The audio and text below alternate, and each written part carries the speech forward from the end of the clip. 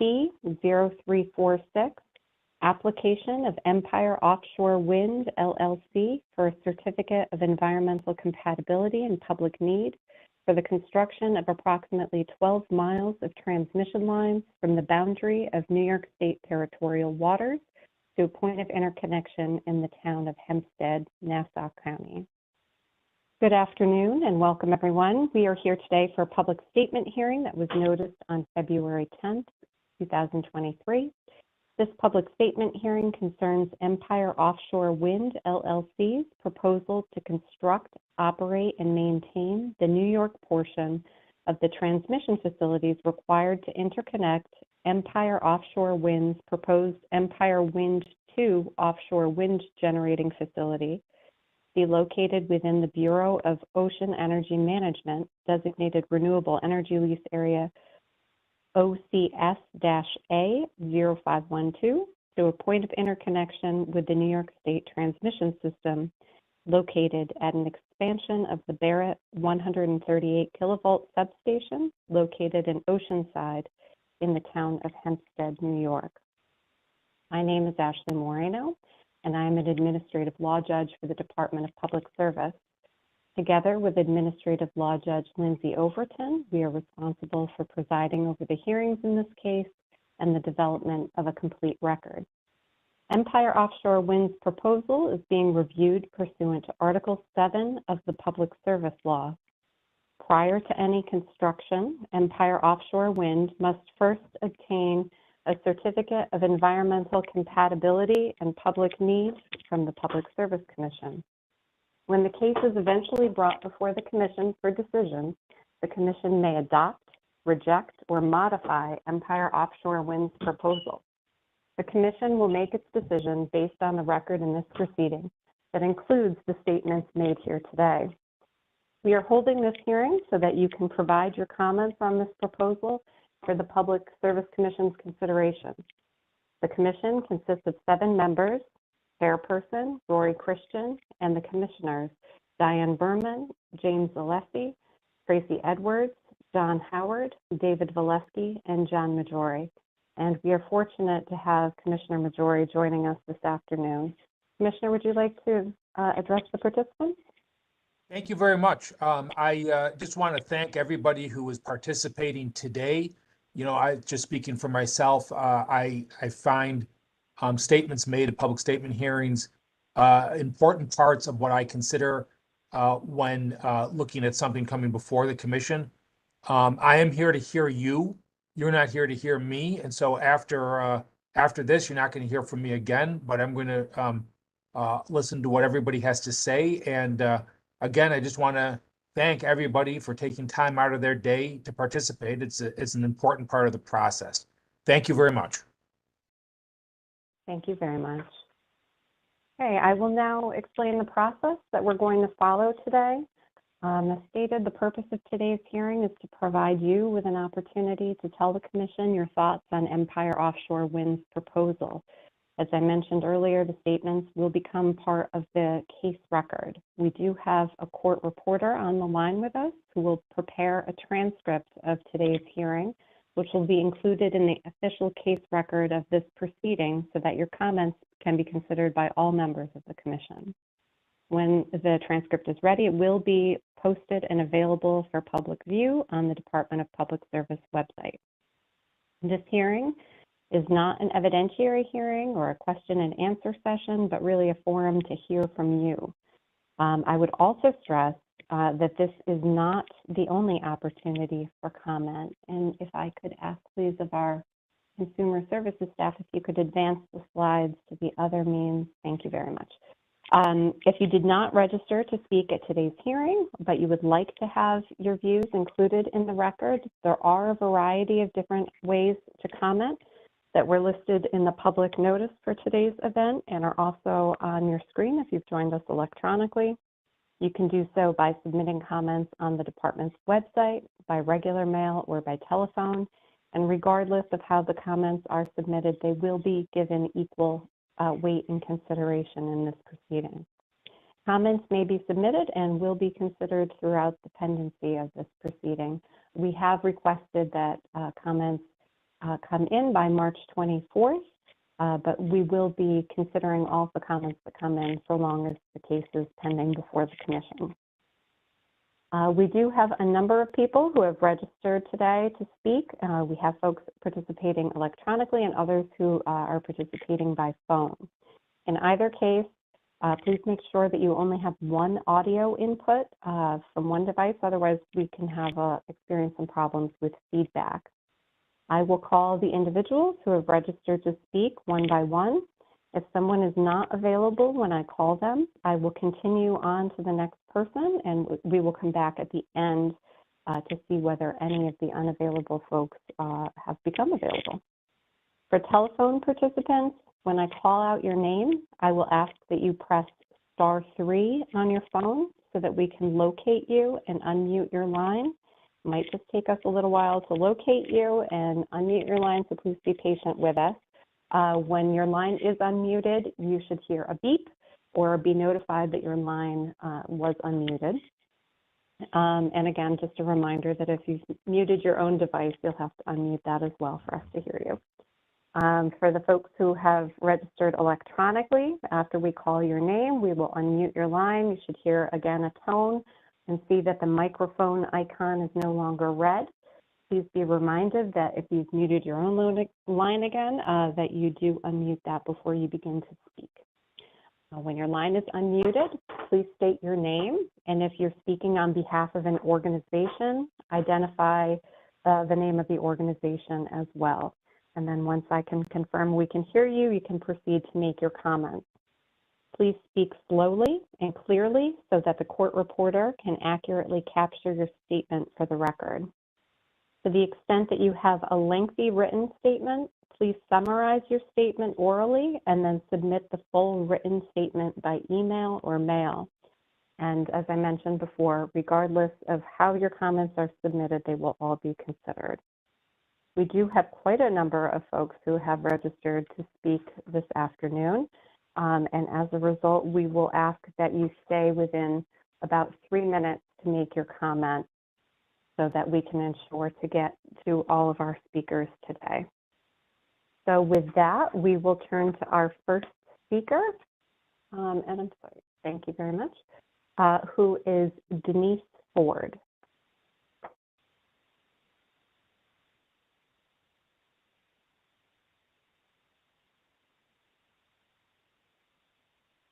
Hello?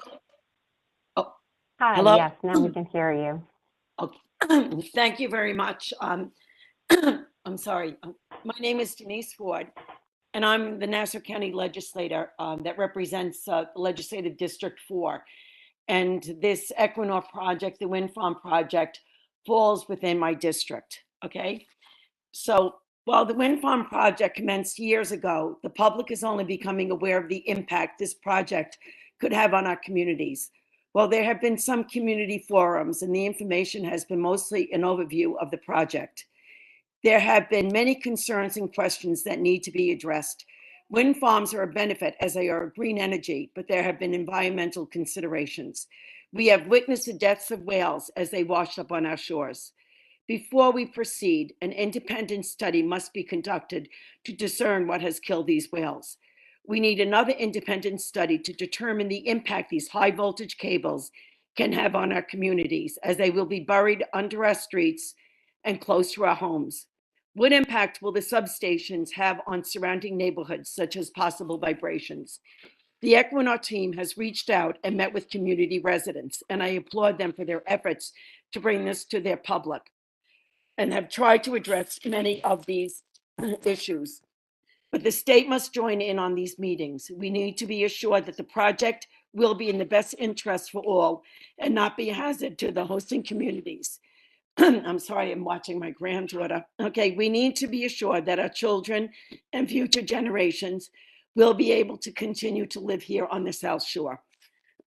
If this project does continue, the work must be done within the times allowed by the city and town. Residents should not be subjected to overnight construction. We must have a detailed construction schedule and periodic meetings conducted to discuss the progress. We should be allowed to determine the route of the cable, and the community benefits should be more than adequate to compensate these residents. As this is the first of its kind project of the South Shore, people are naturally concerned. I am personally not against wind farms, but I understand the concerns of my constituents.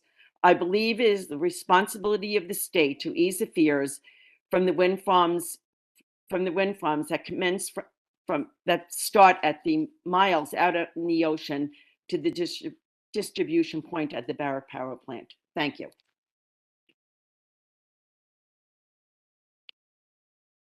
Thank you very much. Our next speaker is Deborah Dickinson, and I believe you had signed into telephonically. So I will ask if you've joined us by phone, if you could press *3 on your phone so that we can locate you and unmute your line. Deborah Dickinson.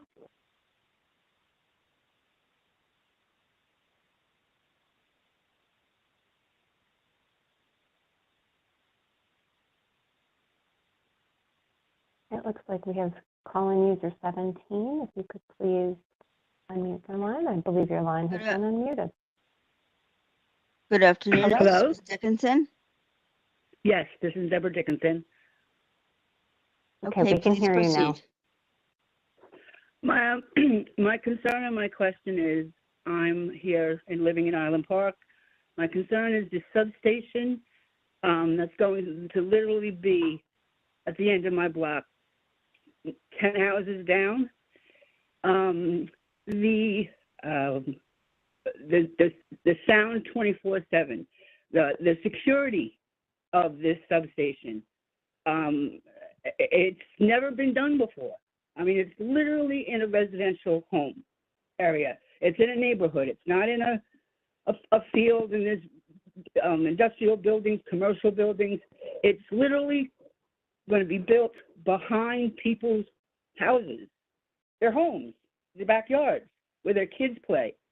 And that is the concern of why it needs to be in a residential area. This is not in a commercial area. It is not in, you can say commercial business area, but commercial businesses are restaurants, clothing stores, shoe stores. This substation is in literally people's backyards.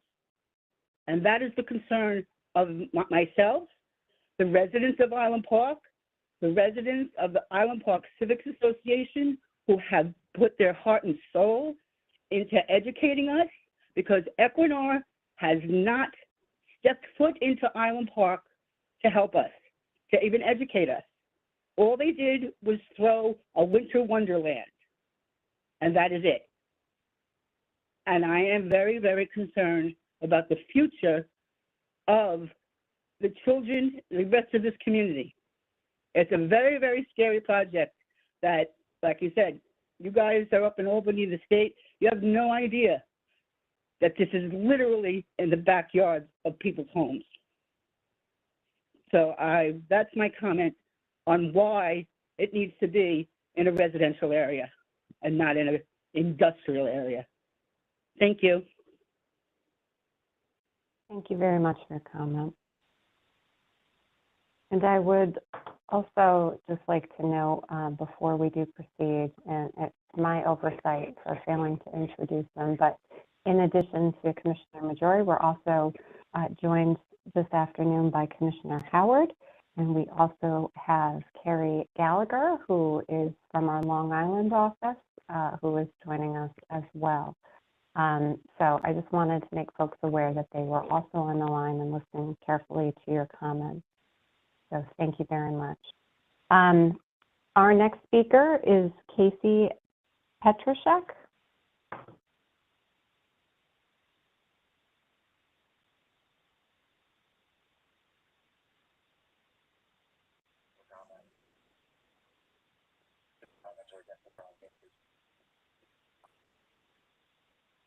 And please bear with us as we just mute your line. Okay.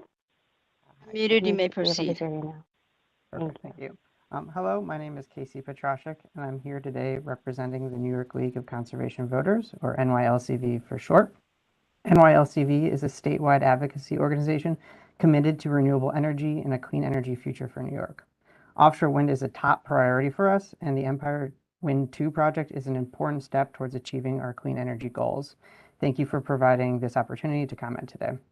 By reducing our reliance on fossil fuels and promoting a green energy economy, like projects like Empire Wind 2 will provide family supporting jobs and improve public health. New York has committed to achieving 70% renewable energy by 2030 and 100% clean energy by 2040, including 9,000 megawatts of offshore wind by 2035. These policy commitments must be turned into reality, and Empire Wind 2 is a key example of the action needed to meet these goals. The Empire Wind 2 project brings significant environmental and economic benefits to New Yorkers.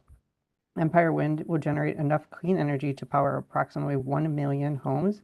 In addition, the project stands to contribute to improved air quality, which is especially important for communities that have disproportionately suffered from the impacts of fossil fuel infrastructure.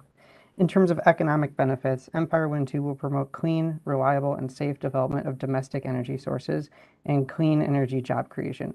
Millions of dollars will be invested directly into New York as part of Empire Wind 2, and thousands of jobs will be created, in addition to further workforce development and training. Empire Wind has undergone numerous environmental, economic, and community impact assessments to ensure that the offshore wind project is the least impactful to our ecosystem and residents. While there have been concerns about recent whale strandings and their connection to offshore wind development, the science does not support a link between the two.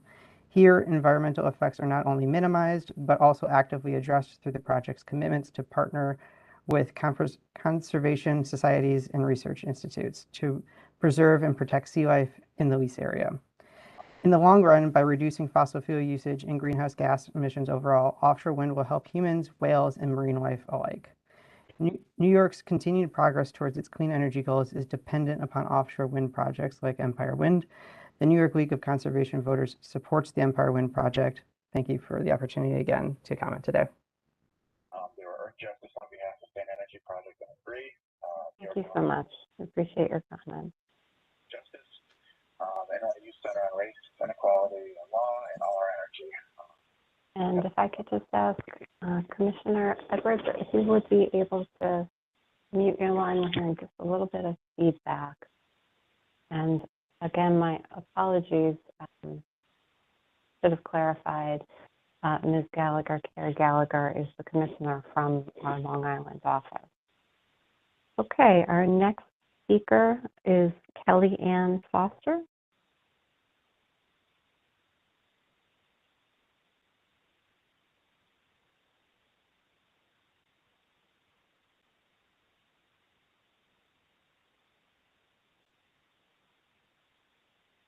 Please bear with us. Will we just locate you to unmute your line? Ms. Foster, you've been All right. unmuted. Can you hear me now? Yes, we can. Thank you. Okay, thanks. Hold on, let me adjust my volume.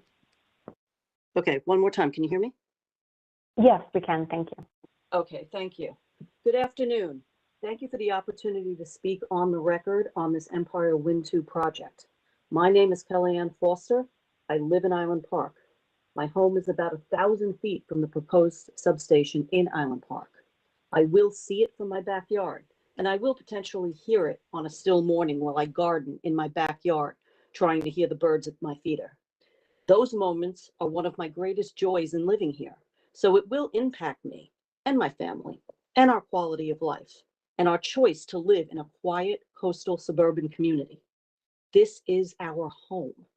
But I know this project will not impact my home near as much as I fear it will impact my neighbors, those whose homes are in houses and apartments and in the rehab nursing home, all far closer to the proposed substation, or those whose backyards are the proposed transmission route for that substation to Oceanside.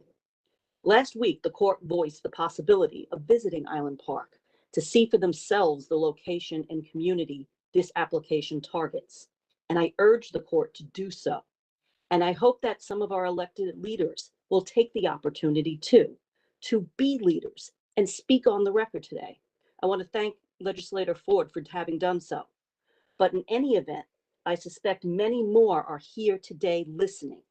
So I'm going to take the opportunity now to say that they all really need to really listen and hear what their constituents feel and want and need about this project, this substation, these transmission lines.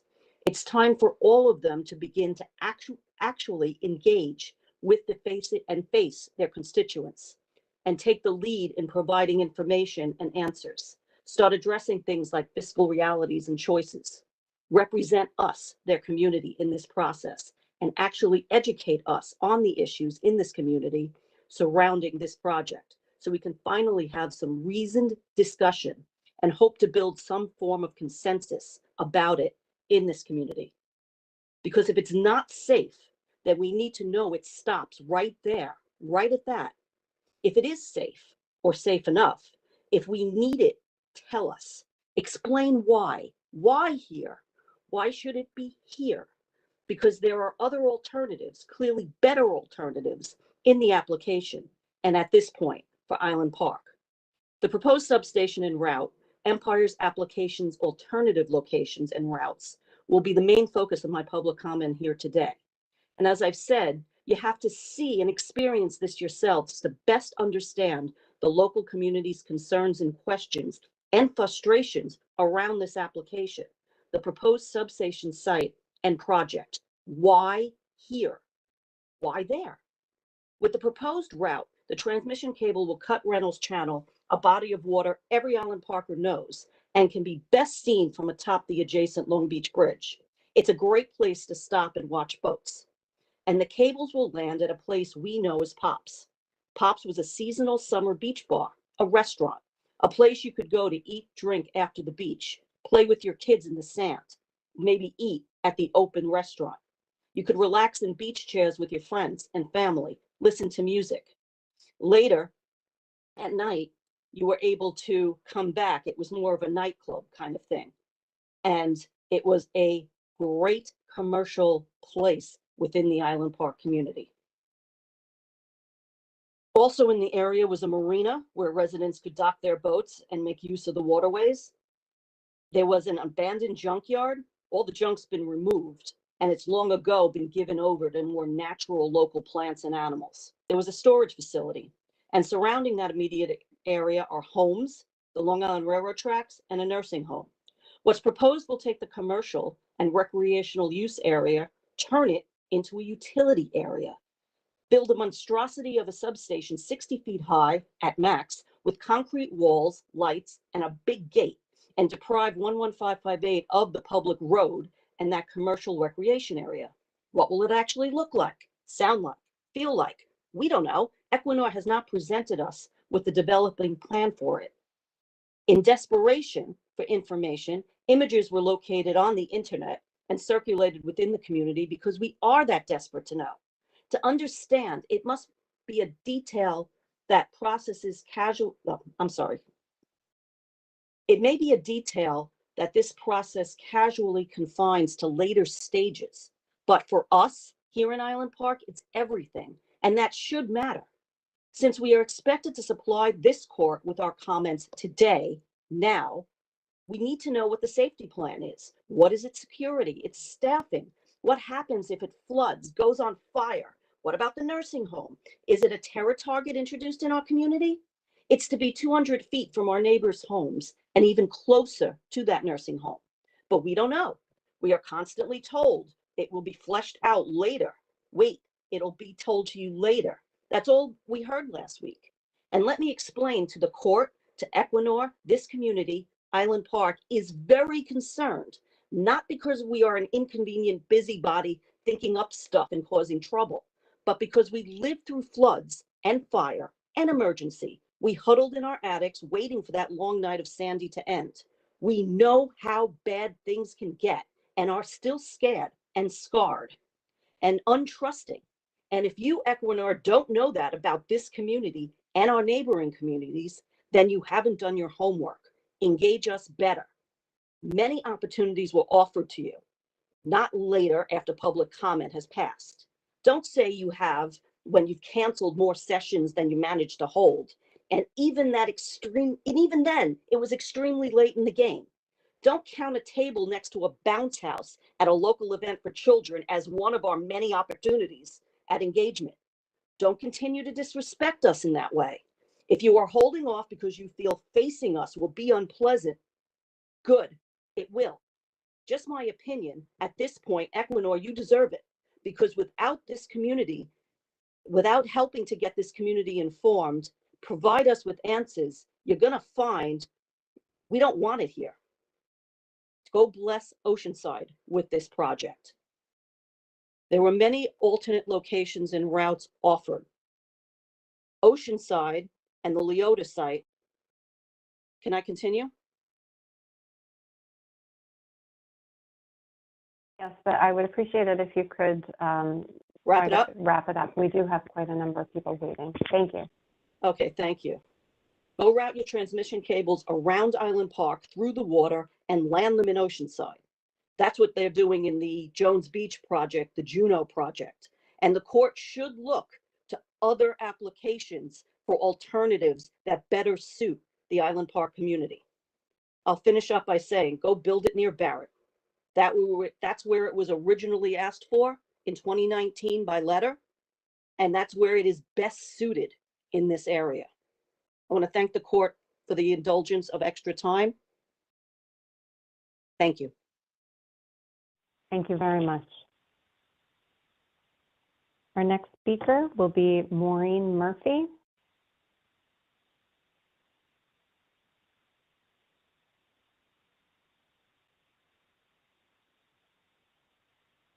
And your line has been unmuted. Thank you. Great. This is Maureen Murphy with Citizens Campaign for the Environment. On Long Island, we are already experiencing the devastating impacts from climate change. Increased flooding, sea level rise impacts, increased storm events, local drought conditions. But it is not too late to tackle climate change. New York State is a leader in the fight against climate change and a national champion in developing offshore wind. We passed the strongest climate law in the nation in 2019, and we're working towards achieving mandates of 70% renewable energy by 2030. We cannot achieve these goals, particularly in downstate New York, without also achieving or exceeding our target of 9,000 megawatts of offshore wind. Every energy infrastructure has some environmental impact. We need to choose infrastructure with the least environmental impact. Right now, Long Island is currently dependent on antiquated oil and gas fossil fuel power plants to deliver our energy. These dirty old clunkers impact our communities, our air, and our waters. The E.F. Barrett Power Plant is a 384 megawatt power plant that was built in 1956, almost 70 years ago, and is located in Island Park. It's responsible for killing almost 1 billion fish larvae, and fish eggs per year through their open loop cooling systems.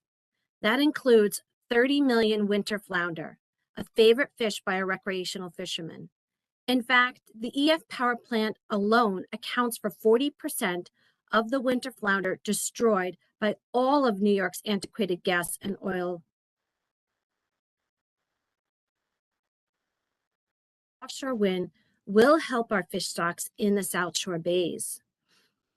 In order to benefit from the clean, renewable offshore wind energy, we must connect the power to land.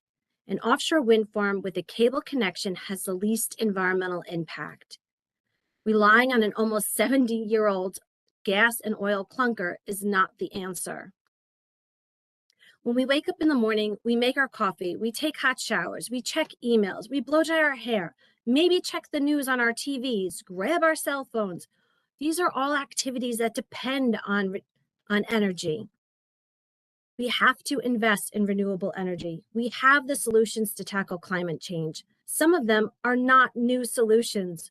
Offshore wind has been tried and tested in Europe and China. Now we must act on the solutions.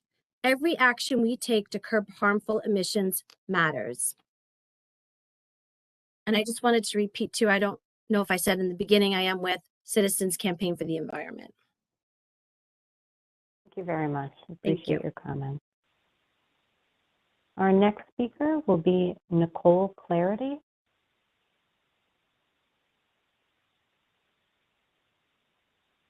And your line's been unmuted. Yeah, so this is Nicole Clarity. I am a resident of Island Park in the Village. And I don't think that any of us say we don't want green energy here. We just need to do it the right way. And what's been going on around here lately is not being done the right way. It's been very disingenuous of Equinor to talk about, how its submission is complete and how it's held all these meetings with residents when it's not really accurate to what's been going on. We can't get any straight answers about this substation, what it's going to look like, and the impact it's going to have on all of the homes that are around it. Will it increase flooding in this incredibly flood-prone area that we've been sitting through a ton of construction to try to prevent that from happening again? Will this worsen the problem? We don't know, and we cannot get those answers from Equinor because they continue to tell us that the plans are not finished, that they cannot tell us what that substation will look like exactly, or any kind of studies they've done about how it will impact the surrounding areas. And so it's disingenuous for them to say that this is great and it's complete. We feel like we're in a situation where we're going to be, it's a bait and switch here. They're going to tell us, oh yeah, it's fine, because they haven't given us any details about what is really going on. We need to know what the impact is going to be on our homes, on our neighborhood. This is a residential neighborhood. This is very close to homes, as other people have said, steps from a nursing home. When they've had these community meetings, they had one in Island Park where they answered four questions publicly in front of the audience. 4 questions that they handpicked from all of the questions submitted on index cards. And then they told us to individually figure out who of their experts we needed to talk to get our other questions answered. And those were all answered privately by people on the side away from the public. We keep continually being told that they will engage with the community, but we haven't seen that. When they, hosted that Winter Wonderland, having cookies on a table with Equinor written on them is not engaging with the community or answering questions.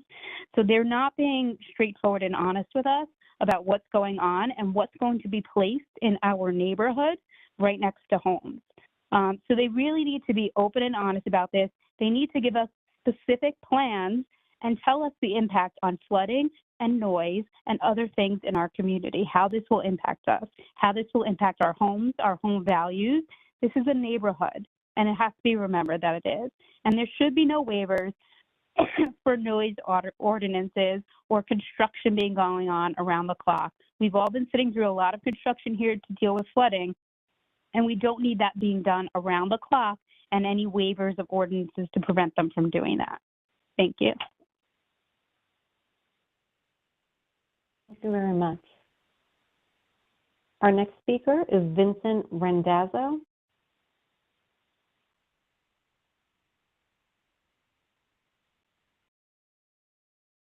Hello, I believe I'm unmuted. Yes, you are. Hello, yes, we can hear you now. Thank you. So good afternoon. My name is Vincent Randazzo. I'm the superintendent of schools here in Island Park. Thank you for providing me with the opportunity to make a public statement about the proposed Empire Wind 2 project. First, it is important for the Public Service Commission to know that the Island Park community has been slighted and, quite frankly, previously completely taken advantage of by another public utility, which is why you have heard such passionate comments from many of our residents who believe their voices are not being heard. Therefore, as the steward of the school district, it is important that all voices are heard. Today, I'm speaking on behalf of the children I'm called to serve and to which we provide a high caliber education to each and every day. On April 25th, 2022, the Nassau County Legislature voted to approve a tax certiorari settlement agreement between the county and the Long Island Power Authority, or LIPA, with respect to the power generating facility within our community, the E.F. Barrett Power Plant. The settlement agreement went into effect for the 22-23 school year, and over the next 5-year period, the agreement reduces the amount of property tax LIPA pays by approximately 46.5%. Since nearly 50% of the tax base will be removed from the tax rolls over the next 5-year period, the district is concerned that the tax rates could double for our residents. The trustees of the Board of Education and I understand the financial strain and tax burden that the settlement places on our taxpayers and on the financial viability of our school district. Moreover, as a result of this settlement, we understand the significant impact on our schools, the families, and the children we serve here in Island Park. As a result, the district has intensified its efforts to work with our local state elected officials to find solutions for the loss of revenue caused by the Nassau County LIPA tax certiorari settlement so that we can continue to provide the robust educational experiences that our children deserve and that our community has come to expect. However, in order to do so, any projects within the boundaries of the school district must be to the benefit of both the developers and the taxing jurisdictions. It has been widely publicized that the developer of Empire Wind 2 is seeking a long-term payment in lieu of taxes to develop this project, which will have a deleterious impact on our taxpayers and the tax base that our district relies on to provide our students with that high-quality education. Pilot agreements are meant to spur the development of a property or an area that is not otherwise generating its maximum contribution to a municipality's tax base. The negotiation of a pilot agreement should be a thorough and fair process, and as a school district, that is exactly what we plan to do if this project is approved. Based on the fact that this school district and community have been burned by other public-private utilities, please let the record show that the Island Park Union Free School District intends to conduct a thorough analysis of the developer's gross annual revenue from this project and the percentage of total project cost to achieve the best outcome for our taxpayers, our schools, and the community so that we can continue to provide the high-quality educational experience that our children deserve. Thank you. Thank you very much. Our next speaker will be Boris Leaches.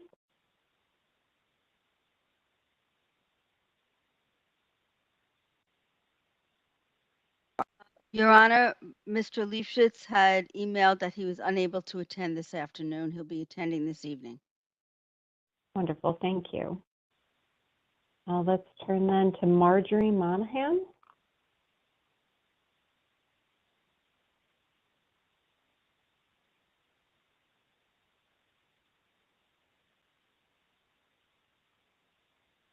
Who may be listed as M.W. Monahan.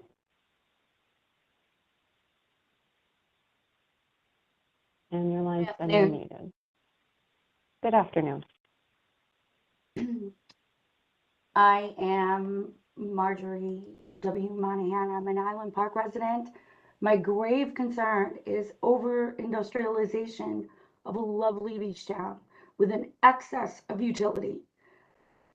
Substations and cable routes on most of these wind projects are coming to shore and direct to a substation with cable routes nowhere near as close to residential homes such as this Empire Wind 2 route.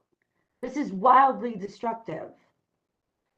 The acquisition of the Pops restaurant, which was a widely popular venue, takes away from our quality of life. The patrons aren't just the locals of the Barrier Island, but Long Island as a whole and other boroughs. The marine acquisition as well. Both acquisitions negatively affect our quality of life. Again, the proper locations for the substations and cable routes should be absolutely designated far from residential areas.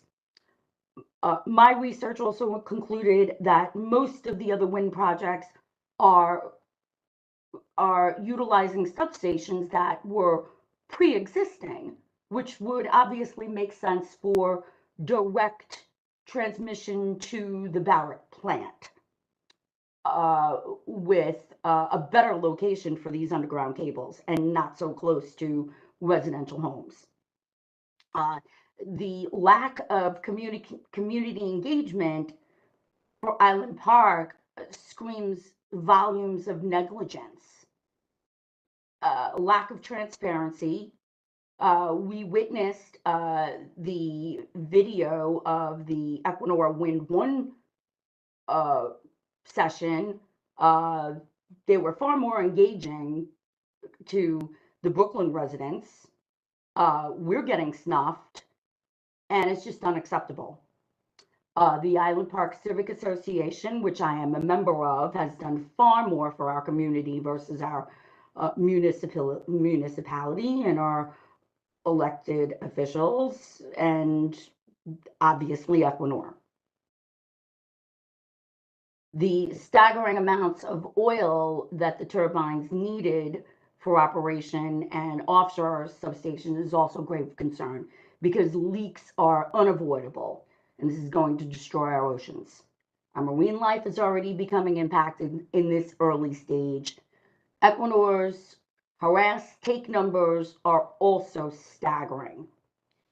This is a problem and not the solution for green energy. Real estate property value devastation and taxes as it relates to Equinor's pilot is also going to be devastating for us. When there's an increase in real estate inventory because all the homes along the cable routes will want to sell, this will spiral into a selling frenzy. I highly recommend this project be modified and altered. Completely moved out of here, in my honest opinion. Thank you. Thank you very much for your comments. Our next speaker will be Eileen McGann.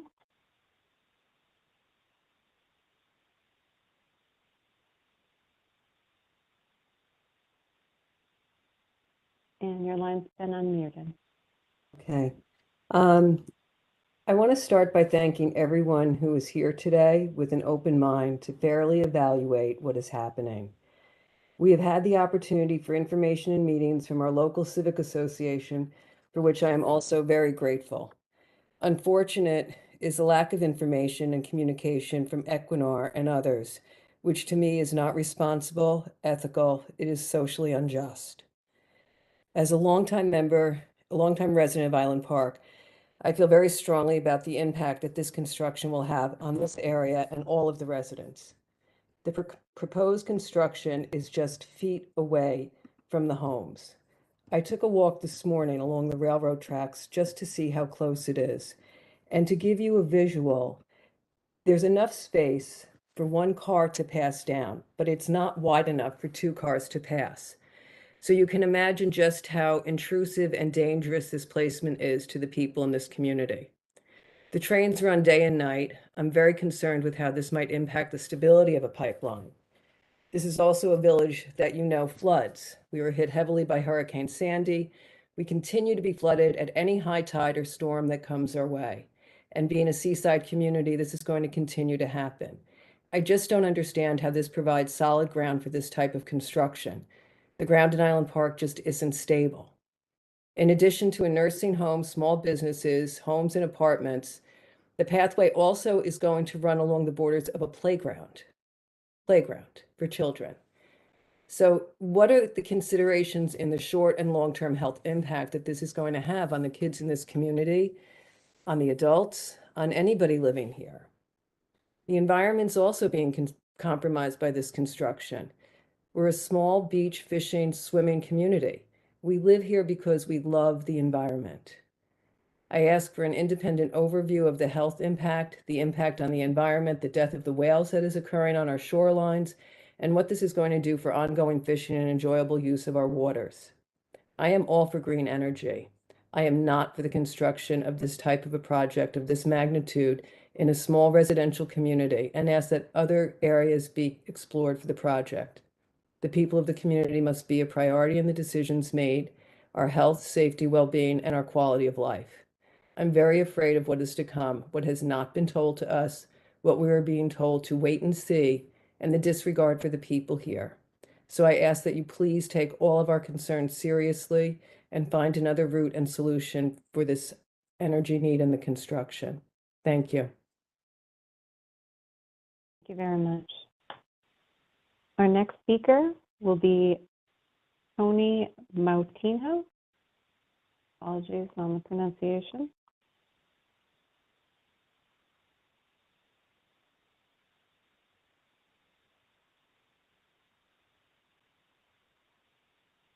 And I do not see name listed. Bear with us just one moment. And I have a Moutinho. Tom Penor. One. Well, I'll just ask if we have Tony Motino with us, if you could use the raise hand function if you've joined electronically, or press *3 on your phone if you have joined by phone today.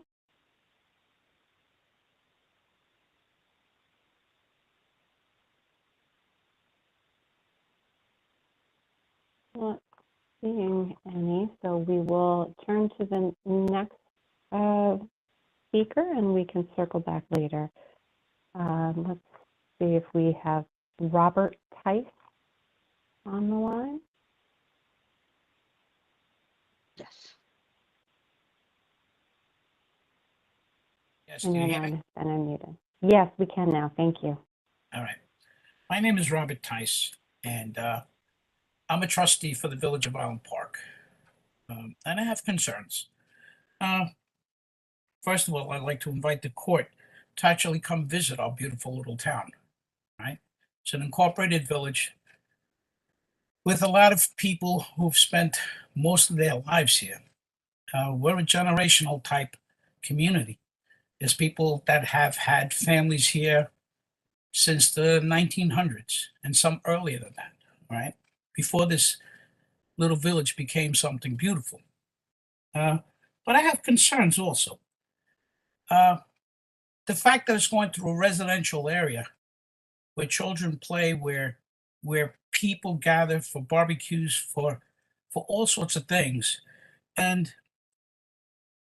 I'm concerned over what could be something that could be hazardous to the community. My other thing is, I've been a fireman, a volunteer fireman in this village for 51 years. I've yet to hear anything about any training or fire prevention. What would happen in the event of a fire? How would we respond?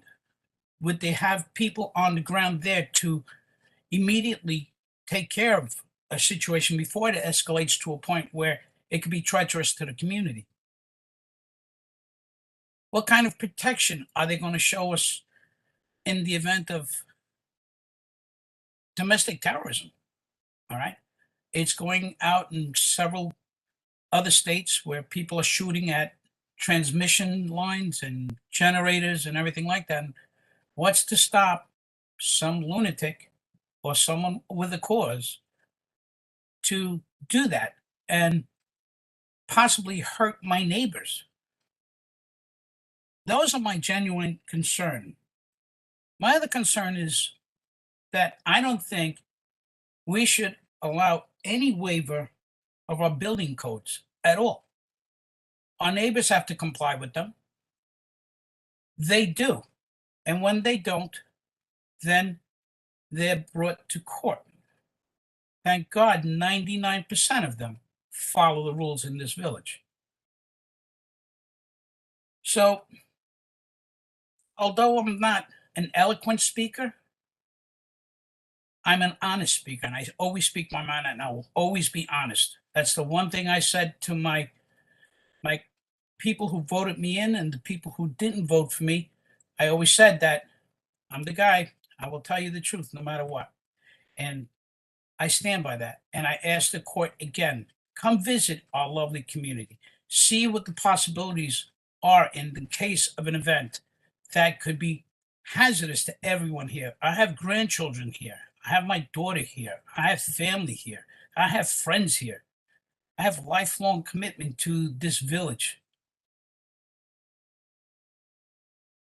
I don't want to bore everybody with my concerns, but I generally do have concerns. Not that I'm not in favor of it. If it can be done safely, and Equinor comes forward and says and guarantees us that this event will not harm anybody or any animals or anything, because we all have pets. We're a fishing community. We go out on the waters. We do a lot. I don't like the fact that it could be jeopardized in any way, shape, or form. And for that, I'd like to thank the court for giving me the opportunity to express my feelings. Thank you so much for joining us today and for your comments. We appreciate it. Our next speaker will be Michelle Leo.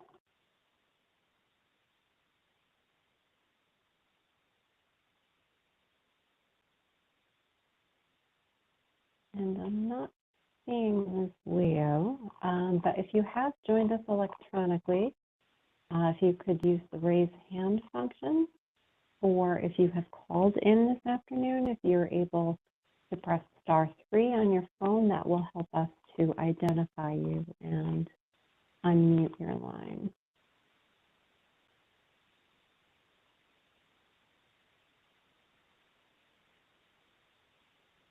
And I am not seeing, I'm sorry? Michelle Leo? Hello? I thought I saw a raised hand, Your Honor, but it does not appear to be Ms. Leo. Okay, thank you. We'll move on to the next speaker, and we'll circle back in a little bit to see whether she's joined on. Our next speaker will be Daniel McGann.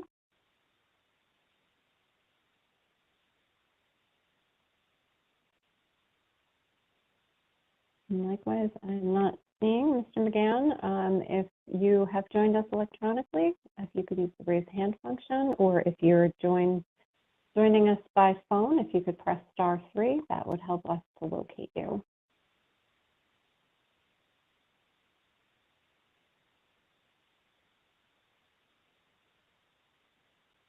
And I do not see Mr. McGann, Your Honor. Thank you. We will circle back. Let us see whether we have Liz Treston with us. And I believe we do. Bear with us while we unmute your line. Okay, you should be all set. Thank you very much. Yes, now we can hear you. Thank you.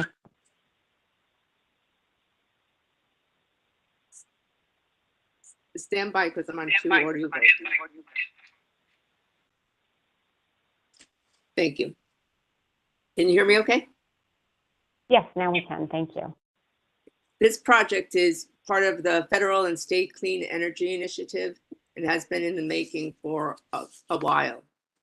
As a resident and now the councilwoman for the city of Long Beach, I've been following closely from the initial meetings with the Bureau of Ocean Management, and I fully am supportive of clean and renewable energy. I must ask the questions and address the concerns about the project because my job is to make sure that it is safe for our residents and the environment. The process begins in earnest through this portion, the Article 7 proceedings. And I'm interested as well in making sure that we can minimize the negative impacts and maximize the community benefits. I appreciate the court's time in listening to the residents of Long Beach and the members of Island Park community, that we are expressing our concerns.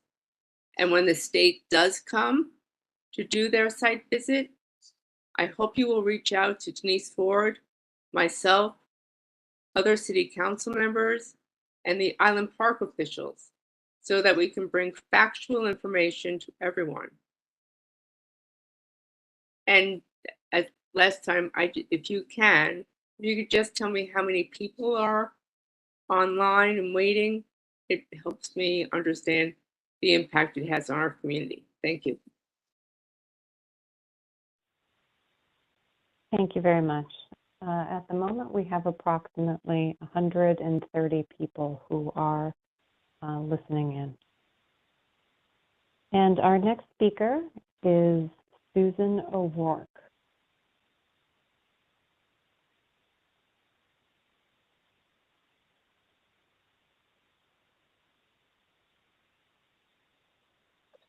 And your line has been unmuted. Good afternoon. Can you hear me? Yes, we can now. Thank you. Good afternoon. Pretty much everything I was going to raise has already been raised, but that's not to say that I'm not concerned about the impact on Village of Island Park, particularly. I am a resident of Island Park, and I have lived here for coming up for 30 years now and have loved the area and continue to do so. I'm very concerned about the impact of the substation, particularly on the nursing home and the residents alongside of it. Its security, with some of the things that we're seeing these days with attacks on those stations. And we're being told that those stations will not be manned. And I'm assuming it's like 30 minutes away if anything does happen for anyone to be able to respond from Equinor.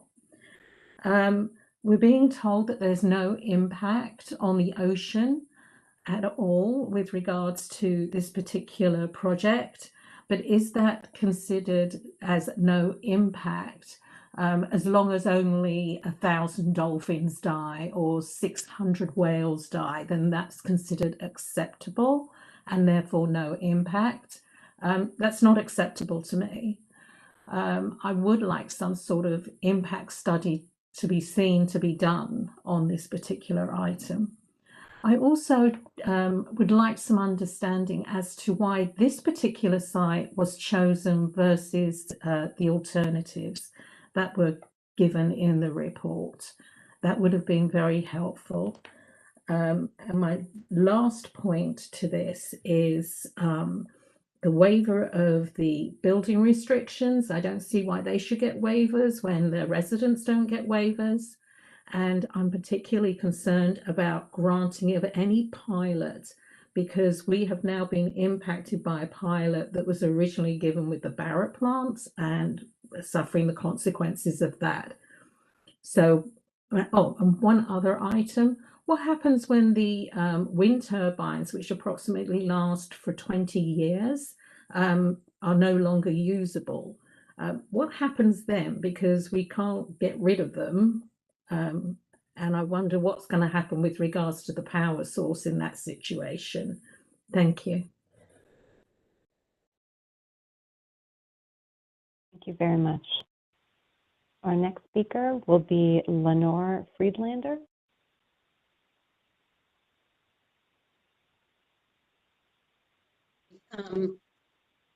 Good afternoon, everybody. My name is Lenore Friedlander. I serve as the Executive Director of Climate Jobs New York. We are a coalition of labor unions that represents more than 2 million workers and their families throughout New York State. Climate Jobs, including in Long Beach and many other areas on Long Island. Climate Jobs New York supports the development of offshore wind and is fighting to make sure that it is done in a way that is equitable, responsible, and creates thousands of good jobs that lead to real careers. The kind that with wages that can support a family, with health insurance, with a secure retirement, with safe working conditions, and where every worker is treated with dignity and respect. The kind where there are good careers for all workers, including workers of color, workers displaced by the transition to renewable energy, and workers who have historically been marginalized or excluded. We believe that is best achieved in partnership and collaboration with labor unions. Union members, like all New Yorkers, remember the devastation caused by Hurricane Sandy. It was a wake-up call for us that we have to take urgent action to reduce climate change and move to renewable energy sources. Since Hurricane Sandy, there have been far too many extreme weather events here in New York and around the world. We cannot wait until Long Beach is underwater or New York City's subways are flooded due to the rise in sea levels to take action on climate change. We have to take action now. That's why we are here today in support of the Empire Wind Project. But we must take action that's responsible to our communities and to New York State by making sure the development is done in a way that helps to reduce economic inequality and close the racial wealth gap. Creating good union careers increases consumer buying power, which stimulates the economy, reduces dependence on important and necessary social safety net programs. The development of offshore wind also will create many manufacturing jobs and service jobs to support the growing new renewable energy sector. That's good for the local, state, and national economy. Equinor has begun a dialogue and negotiations with the labor union stakeholders for work on this project, and we urge them to continue those discussions in order to reach fair and equitable agreements for the construction, operations, maintenance, and supply chain work that this project will generate. Thank you for the opportunity to testify today. We urge support for the project. Thanks. Thank you very much. Our next speaker will be Carolyn O'Keefe.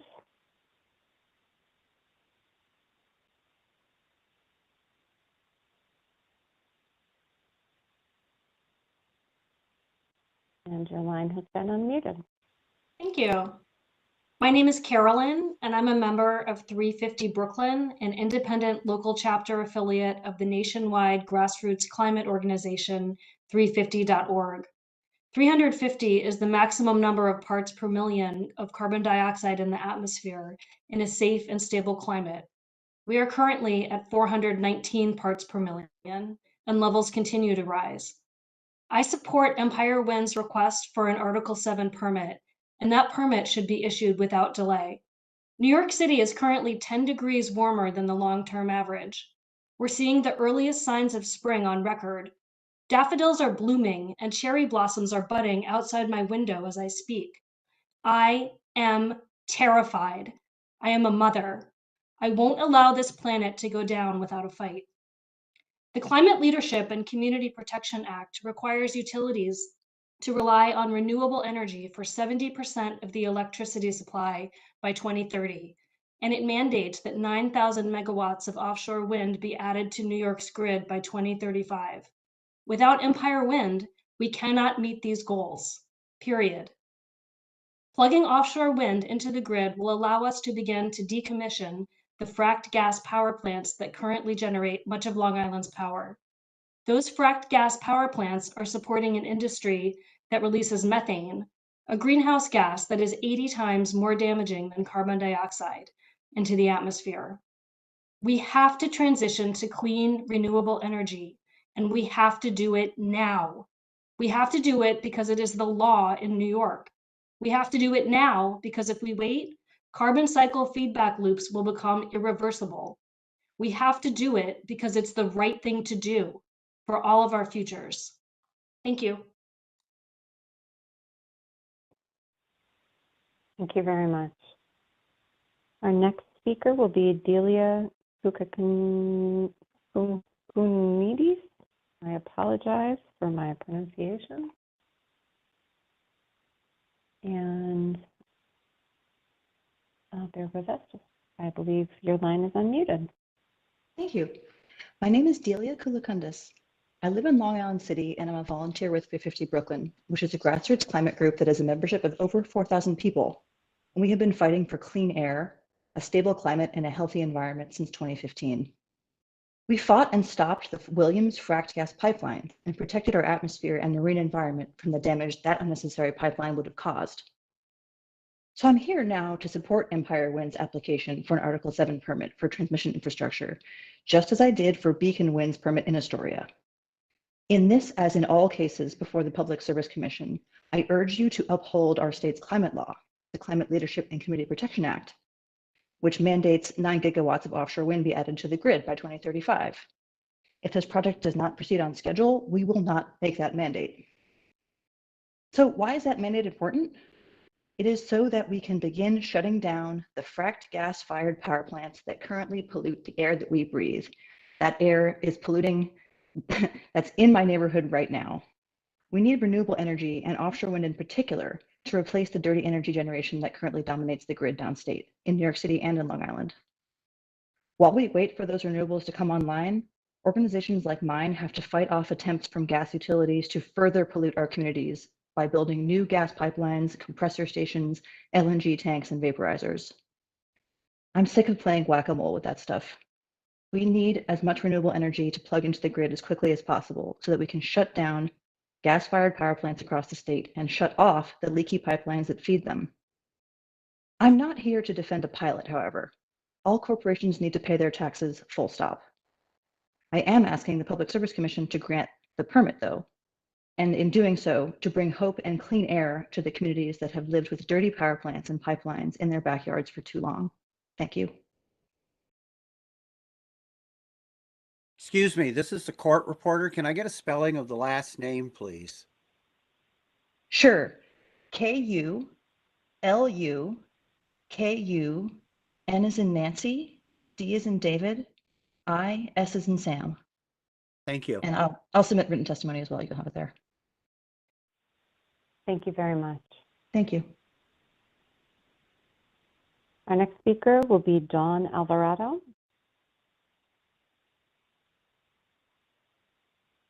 And I do not see Ms. Alvarado with us. If you have joined electronically, if you could use the raise hand function, I apologize. Or if you have joined by phone, if you press *3, that will help us to locate you. And I'm not seeing any additional hands raised. We will circle back and move on to our next speaker, who will be Barry Bazarski.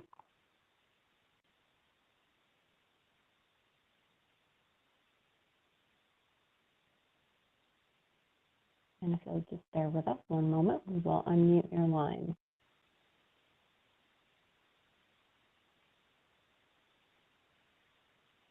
Is that Barry or Gary?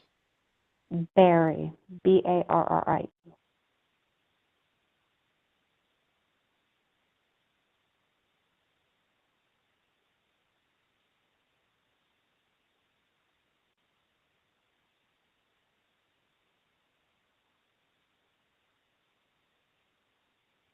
Hello. Hi. Right, there we have. Good afternoon, Your Honor. Good afternoon. I'm a resident of Oceanside, so Island Park is my neighbors, and we have been in an environmentally sensitive area. Where we live is a wetlands area, tremendous amounts of wildlife that have already been under assault. There have been residential developments that have been allowed. There have been commercial developments that have been allowed, all of which have assaulted the fragile wetlands that surround where we are. It's not only a fishing community. When I first moved to Oceanside, there were frogs. There were all kinds of animals that don't exist anymore. We're trying to have them come back. We have bats, we have owls, we have all kinds of interesting things. I'm a big environmentalist. I believe in clean energy. I understand the concerns of my neighbors and myself with regard to the choice of this location, making sure that any construction does not disturb the already fragile ecosystem that we have. There's too much nitrate in the water from our sewage systems. There's so much that has gone on that the idea of having more wildlife die in the construction that may create issues of pollution with regard to oil. I've been listening to the very, very well-prepared speakers, and I share all the same concerns and the same desire to have the environment and the air cleaned. We live, right near the Barrett plant. You can see the smoke coming out of it many times a day. We're all breathing that air. We all had a dump that was near us. This is a community that's had many assaults upon it and has been used for the purposes of the big corporate entities that do well when we have their construction. So I think that all of the residents are correct in that there has not been proper information. There has not been proper study. I think that everyone here supports the green environmental process that may go on, but perhaps it being in someone's backyard and being in environmentally fragile waters is not the best choice. So I urge that further study be done. I urge that there be more public comment and that there be more dissemination of information before all of this is underway. And again, just like everyone else, I'm concerned about leaks and targets and all of the things that have gone on. But I'm really encouraged by the forum today and by the amount of participation, and I thank you for the chance to be heard. Thank you very much. Our next speaker will be Susan Braga.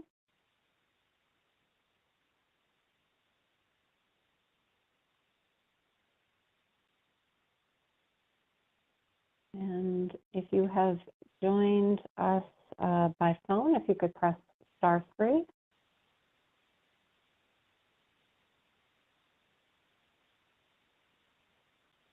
Okay, we will circle back.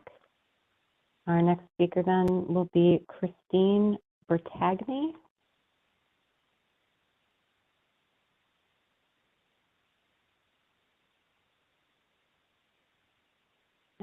you have joined us by phone, if you could press *3.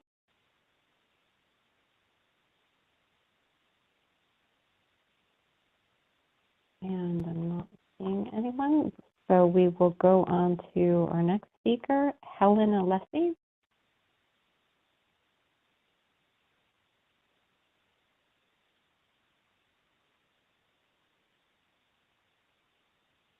And if you have joined us by phone, if you could press *3. Okay,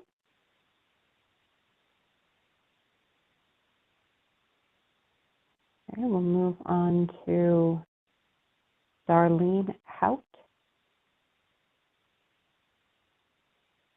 And again, if you've joined us by phone, if you could press *3. Darlene Hout. Okay, we will then see whether we have Teresa Morin with us. And I believe we do. If you'll just bear with us one moment while we unmute your line. There we are. Hello, my name is Teresa Moran. I'm a 35-year resident of Island Park. And I agree, we need to work towards greener energy, but it needs to happen safely and with complete transparency. Equinor still has not answered questions from the Island Park November meeting. We had to submit questions on cards, no answers yet, no response. The Island Park Civic Association is the only entity that has spread info on this project. Except for Winter Wonderland, our local government has done nothing to inform us of this project. Equinor needs to meet with Island Park and Long Beach residents and address our concerns in real time. I am concerned about potential health hazards. Island Park already has a very high cancer rate among young women. I'm concerned about the incidental takes during the building of this project, continuing harm to the ocean and sea life during the life of the project. How will this project affect my property taxes? Will noise ordinances be followed? Will building codes be followed, or will Equinor have free range? How will that affect our lives? Will Equinor receive a pilot in lieu of taxes? How will this project impact our lives moving forward?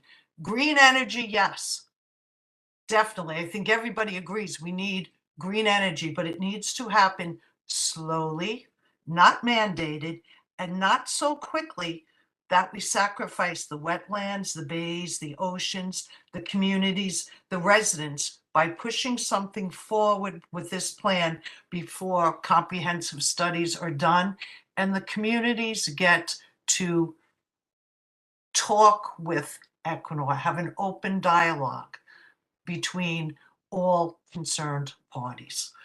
Thank you for this forum. I really appreciate your time. Thank you. Thank you so much. Our next speaker will be Susan Patashny.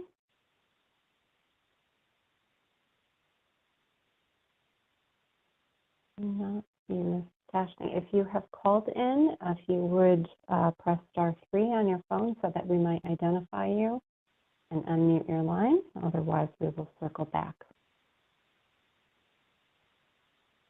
Okay. We will move on to our next speaker, Fred Zelkman.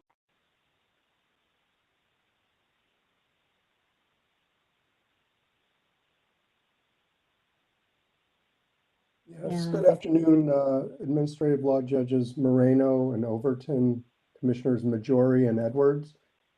Thank you for allowing me the opportunity to offer my statement in support of the Empire Wind 2 Article 7 application. Again, my name is Fred Zalkman, and I'm the director of the New York Offshore Wind Alliance. We're a collaboration of the world's leading developers of offshore wind, national environmental NGOs, labor, and other interests joined together to support a robust and responsible offshore wind market in New York State.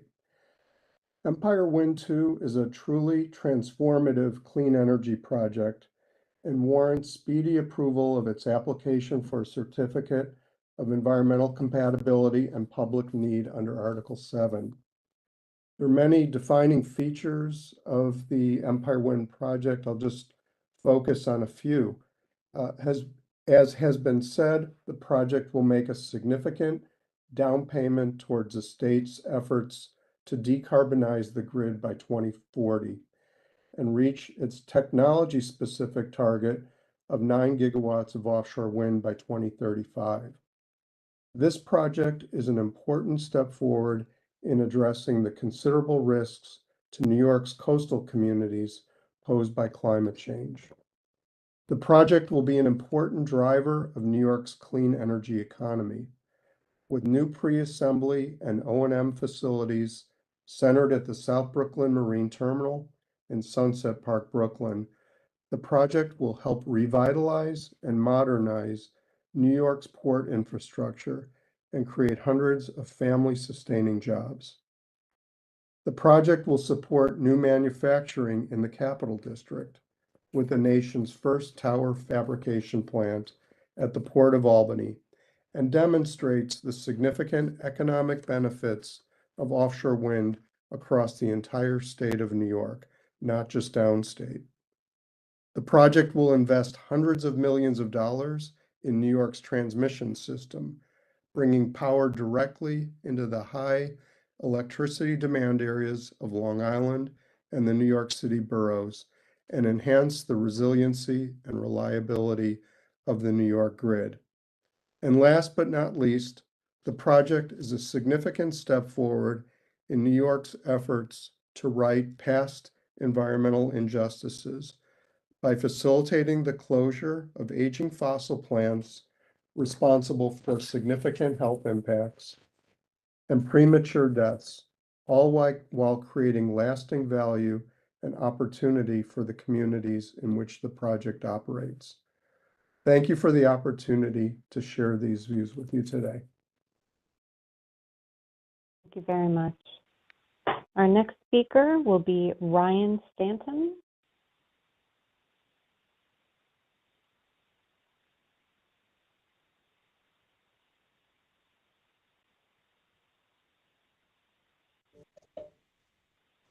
And your line has been unmuted.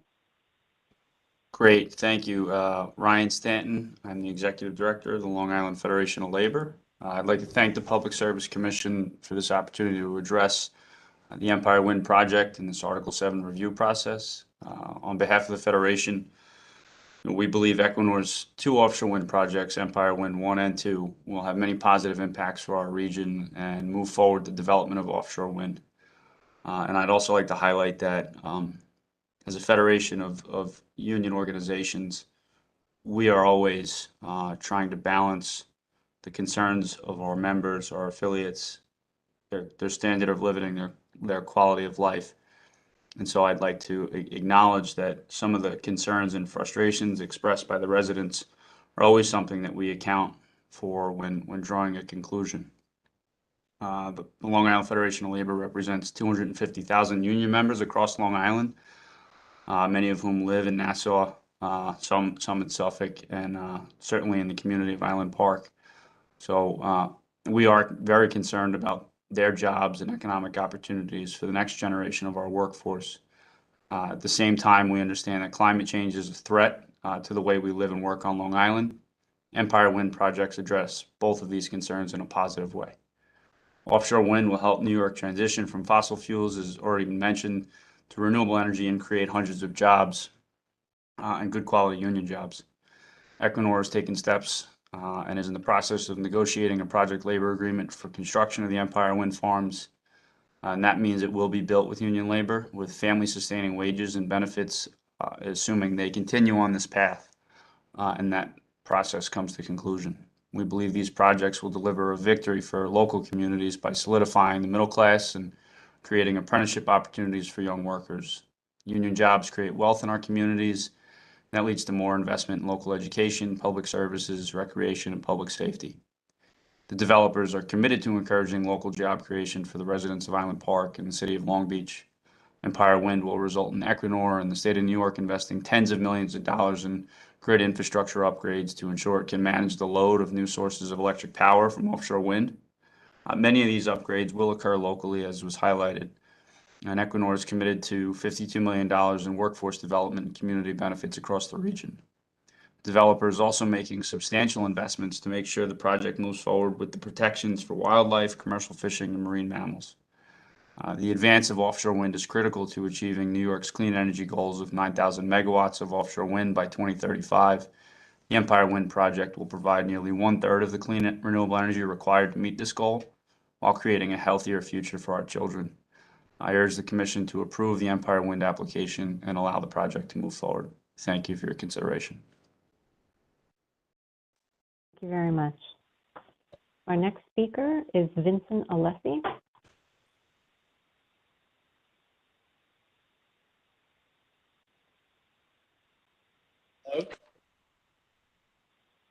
Hello, yes, Hello, can now you we hear can me? hear you. Okay. Yes, please proceed. Hi, good afternoon. Thank you for letting me speak this afternoon. First, I'd like to say I think it's interesting that most of the environmentalists who offer this project do not live in Island Park. Anyway, my name is Vince Alessi. How lucky am I that I just recently purchased a home in Island Park at 199 Nassau Lane, next to the Long Island Railroad train route, which is also the proposed transmission route for the stepped-up power line to the Barrett Power Plant. Although this project is extremely unpopular right now in Island Park, I, for one, at the risk of being ostracized in my own community, fully support this endeavor. I was fully aware of the railroad with their own power lines hovering above ground and of a power plant just blocks from my house before I purchased my home. At least Empire's high voltage cables will be buried underground and encased in cement. The use of wind and solar power are the future of energy in our world, whether we agree with it or not. I understand how having this current project in Island Park does make sense, as it is the shortest distance between the ocean and the already pre-existing power plant. Our power plant was on a decline, as were the tax subsidies paid out to our towns and schools. Empire's wind project will bring in millions of dollars in much-needed upgrades and improvements into our community and help keep our taxes low for the next 30 years. I also believe that since this is the first time, in my knowledge, that a project like this is being proposed in a residential area, that all measures of safety and aesthetics will be made so this community could be used as a model for excellence in future wind projects being built in residential areas. I do employ that Equinor and BP set up a reserve fund for the residents of Island Park should there be any mishap or detrimental health risks to the residents of Island Park over those 30 years. And I also pray that Island Park does not become a future Superfund site. Thank you for your time. Thank you very much. Our next speaker is Christina Kramer.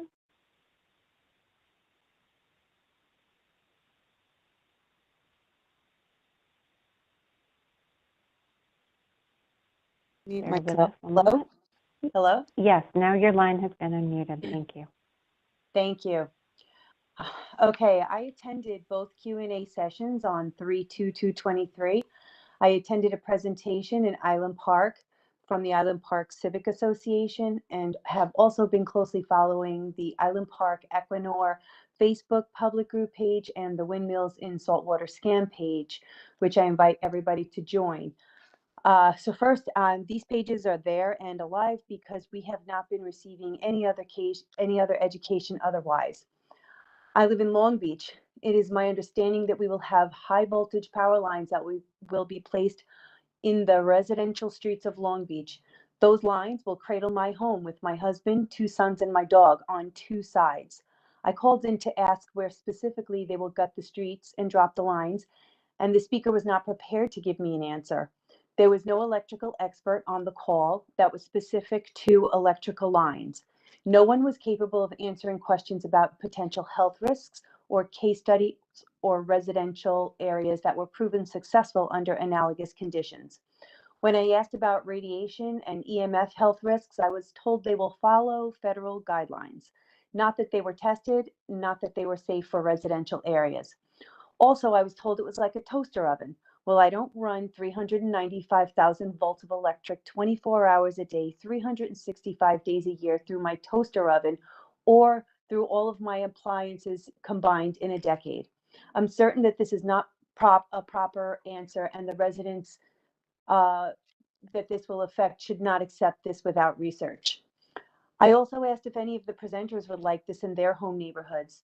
No one would respond. That spoke volumes to me. The only people benefiting from this destruction of our environment are Equinor Company, their shareholders, and any of the municipalities who are receiving monies. You need to reroute this if you must continue this project at all. We as residents are terrified about the health risks and the fact that our neighborhoods will become terrorist targets. Why not drop explosives where the wires are only 3 to 5 feet underground to take out the grid? It's unsafe, unhealthy, and your experts know it. It will cause major disruptions in many facets of our lives, including property values. The first thing you do in a rural area is look to see where the overhead power lines are and that you're a safe distance away from the dangers and health risks of the high voltage power lines. And now you want to drop them 20 feet from my front door. This is unacceptable. I'm also wondering why you chose this route. When did humanity become secondary to wetlands? While I cherish our environment, I certainly don't want my children to be victims of associated documented health risks of being in close proximity of high voltage electric currents. With the overpopulation and the high density housing that Hochul is planning, I'm willing to bet you didn't want to go through the center of town because it would interfere with her plans to drop pylons for skyscrapers for her high density housing plan. I don't want you out there either. Find a way around all residential areas if you must continue with this project. What good is a payoff if you are not healthy? Your plan will probably make a lot of human beings unhealthy. Your company claims to be a leader. Why don't you lead by doing it the right way, where people and communities are not collateral damage for your shareholders getting rich? My final thought is that you say it's green. It sounds good. We all want renewable energy, but these turbines are not made in America, not made by Americans, and Americans will not install them, and they will not directly benefit from the communities you will destroy in many ways other than the wire routing. There will be no economical benefits for the residents or the communities. Quite the contrary. Our electric bills will rise regardless. The turbines will soil the ocean, hinder wildlife and fishing industries. The blades are not renewable and will never decompose. How is that green? How is strip mining the minerals for these blades green? How is non-decomposable turbine blades green? How are miles of turbine graves in Sweetwater, Texas green? How is hundreds of thousands of gallons of oil in our ocean green? It's not. We heard over and over that our questions were out of the scope of the meeting last week. When will the residents have an opportunity to ask the real questions that need to be answered? To be truthful, the only reason I got involved with this was because my house was on the route and I wanted to see if it was safe for my family. But once I started doing the research, I found the material was way more alarming than an inconvenient construction on my block. What I found was horrible for our natural ecosystem, that they are permitted to kill thousands of whales and sea life per project. There is dead evidence all over the beaches, and that's only what we can see. No one is talking about sea plume, which is sediment that suffocate the fish. The ocean is our last frontier, and you're industrializing it. There are other ways indeed. We all have the natural resources that we have all the natural resources we need in the USA. Stop industrializing the ocean. You call it authorized incidental take from the federal guidelines you follow. It's murder. Stop killing our whales, dolphins, sea life, and our natural ecosystem as we beach lovers and lovers of the ocean want to protect it. Saving the earth does not mean destroy the ocean. Thank you for your time. Thank you very much. Our next speaker will be Fran Adelson.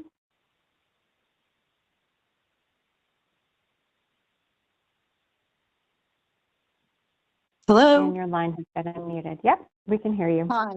Hi, thank you very much for the opportunity to speak today. My statement is in regards to economic issues pertaining to the route of the Equinor Offshore Wind 2 proposal. I'm not an alarmist, but the lack of information that I've been able to find in transparency in anything that I've attended so far has led me to my statement. you know, it's very upsetting to me because I really feel that there's going to be a lot of economic fallout. The residents of this area have had to deal with the devastation of Superstorm Sandy. It has taken a very long time for them to recover, and some still have not. People were traumatized. They lost their homes, schools, businesses, and jobs. Residents have put a lot of money into rebuilding their homes, and they have a great sense of pride in the communities they rebuilt. Now, a little more than 10 years later, they will have to deal with not only the disruption of their lives due to construction, but the aftermath of the project itself. Underground transmission cables through people's yards and a substation in Island Park. Through a highly dense residential population, this could literally economically destroy the entire area. The area could become stigmatized. And for what benefit to the residents? I have heard there will be monies given to the municipalities for the project. Will there be stipulations that these funds be used to compensate people for the loss of value of their homes? Will residents see a tax benefit? What will happen to the commercial district as people lose their businesses and new ones don't want to open? Why here? A residential community is no place for a project of this type of magnitude. Why was this the choice? Why was this choice even ever an option when I've seen maps showing alternative routes through no residential communities? I feel like there are so many unanswered questions. Please choose one of your alternative routes. And I also was, although I am totally for wind power and wind energy, I kind of feel like a couple of other people have spoken that nobody on this commission, with all due respect, and none of the speakers who are here pro this project, they just seem to be really tone deaf regarding the people that actually live in these communities. I thank you very much for the opportunity to speak. Thank you very much. I have reached the end of the list of individuals who have registered to speak. I'm going to go back through to see whether any of the folks who I called earlier are now joining us, and then I will open up the forum to see if anyone else who is on the line here would like to make a statement. So first, I'll go back and see whether we might have Tony Motino with us.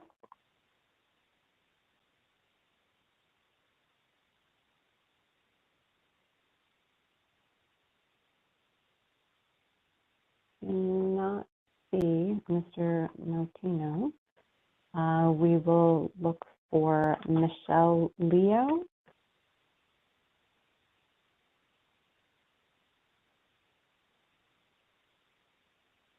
And I do not see that name either. Daniel McGann.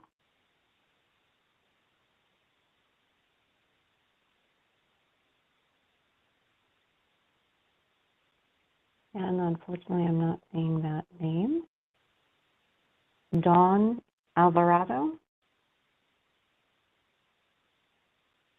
I see a calling user number 29. I'm going to unmute them and see if that's one of the speakers we're looking for. Great, thank you. Good afternoon. Can you state your name, please? Would you like to make a statement today? Hello? Ms. Lester, I'm not sure that that person's line has yet been unmuted. I just unmuted them. Okay. I thought I did.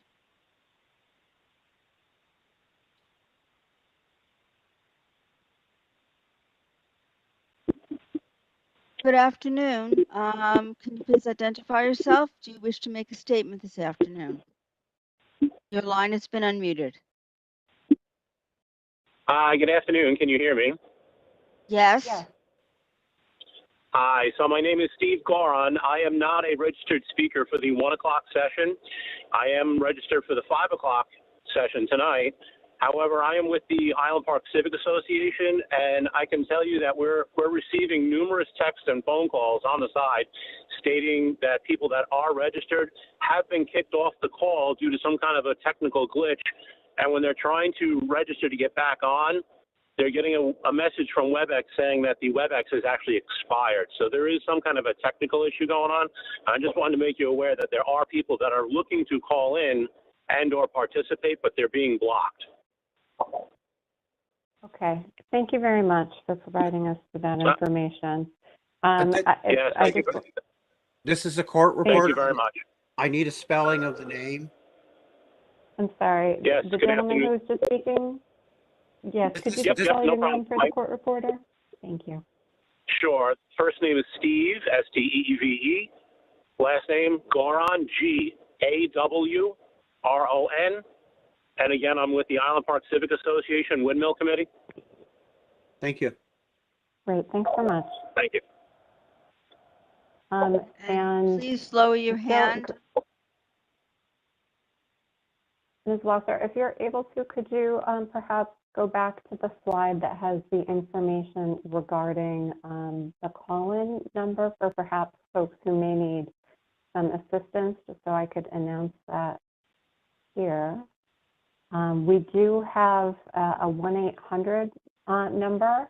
So if you are in contact with anyone who is having trouble logging in, the phone number for some assistance is 1-800-342-3330. And I'll just state that again. It's 1-800-342-3330. And also, to the extent that any folks are having trouble getting in through the WebEx access, there is an option to call in. If you bear with me just one moment, I will pull up the phone number and provide you with that information as well.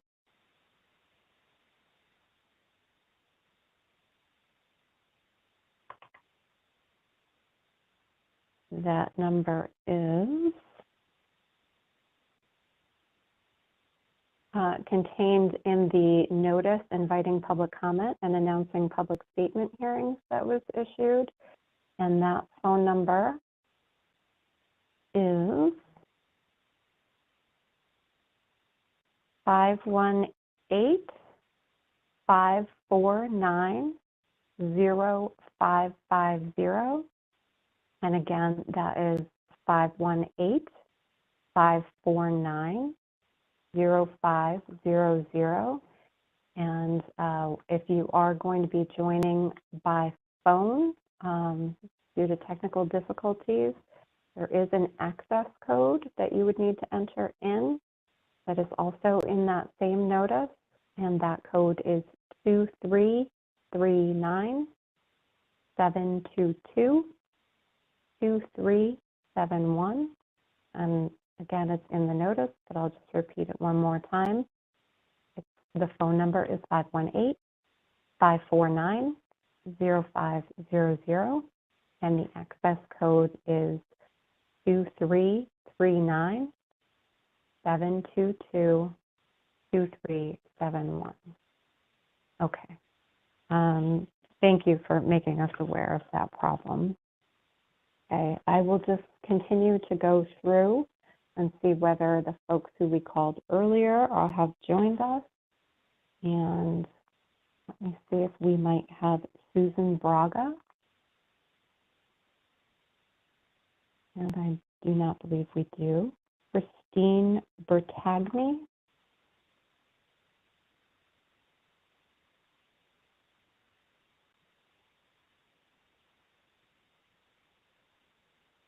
I'm not seeing that name. And again, in just a moment, I will open it up to hear from members of the public that may not have registered. Just bear with me as we go through our list of speakers. Helen Alessi.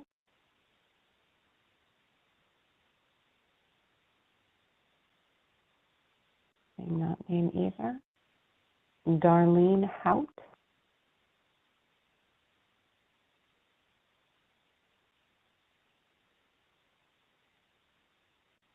Susan Patashny.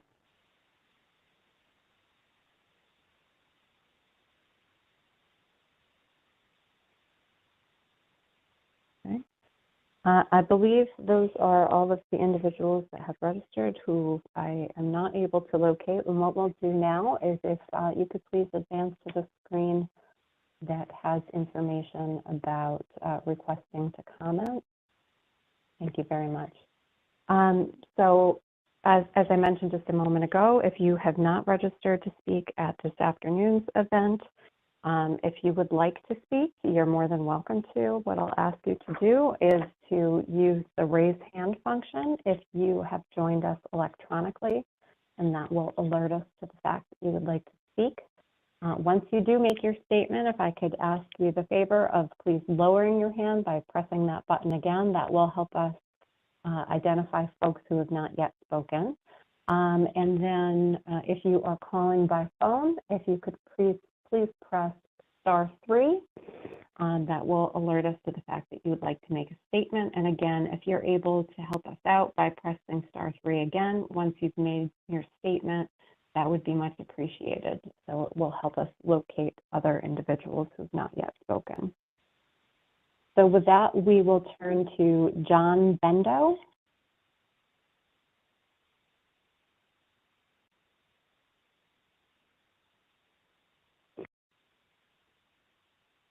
Hello? Thank you. Can you hear me? Yes, now we can. Thank you. Okay, just for a point of reference, I was registered to speak, but was not called. I am president of the City Council of the City of Long Beach, and just for informational purposes, another city person was registered and also was not called. Oh, my apologies. So as I said, I'm president of the City Council for the City of Long Beach. I would like to address 3 areas here, starting with the current proposed substation in Island Park. Obviously, as you've heard from a number of people, there are serious concerns about its location due to its proximity of residences. Here in the City of Long Beach, we're about to undertake we're talking hundreds of millions of dollars of investment in our Bayfront area, with the hope that we were planning to open it up to recreational and residential development, basically trying to deindustrialize the area. So the location of this substation is clearly counter to the investments that are being made locally here and in Island Park about developing these areas for residential and recreational use.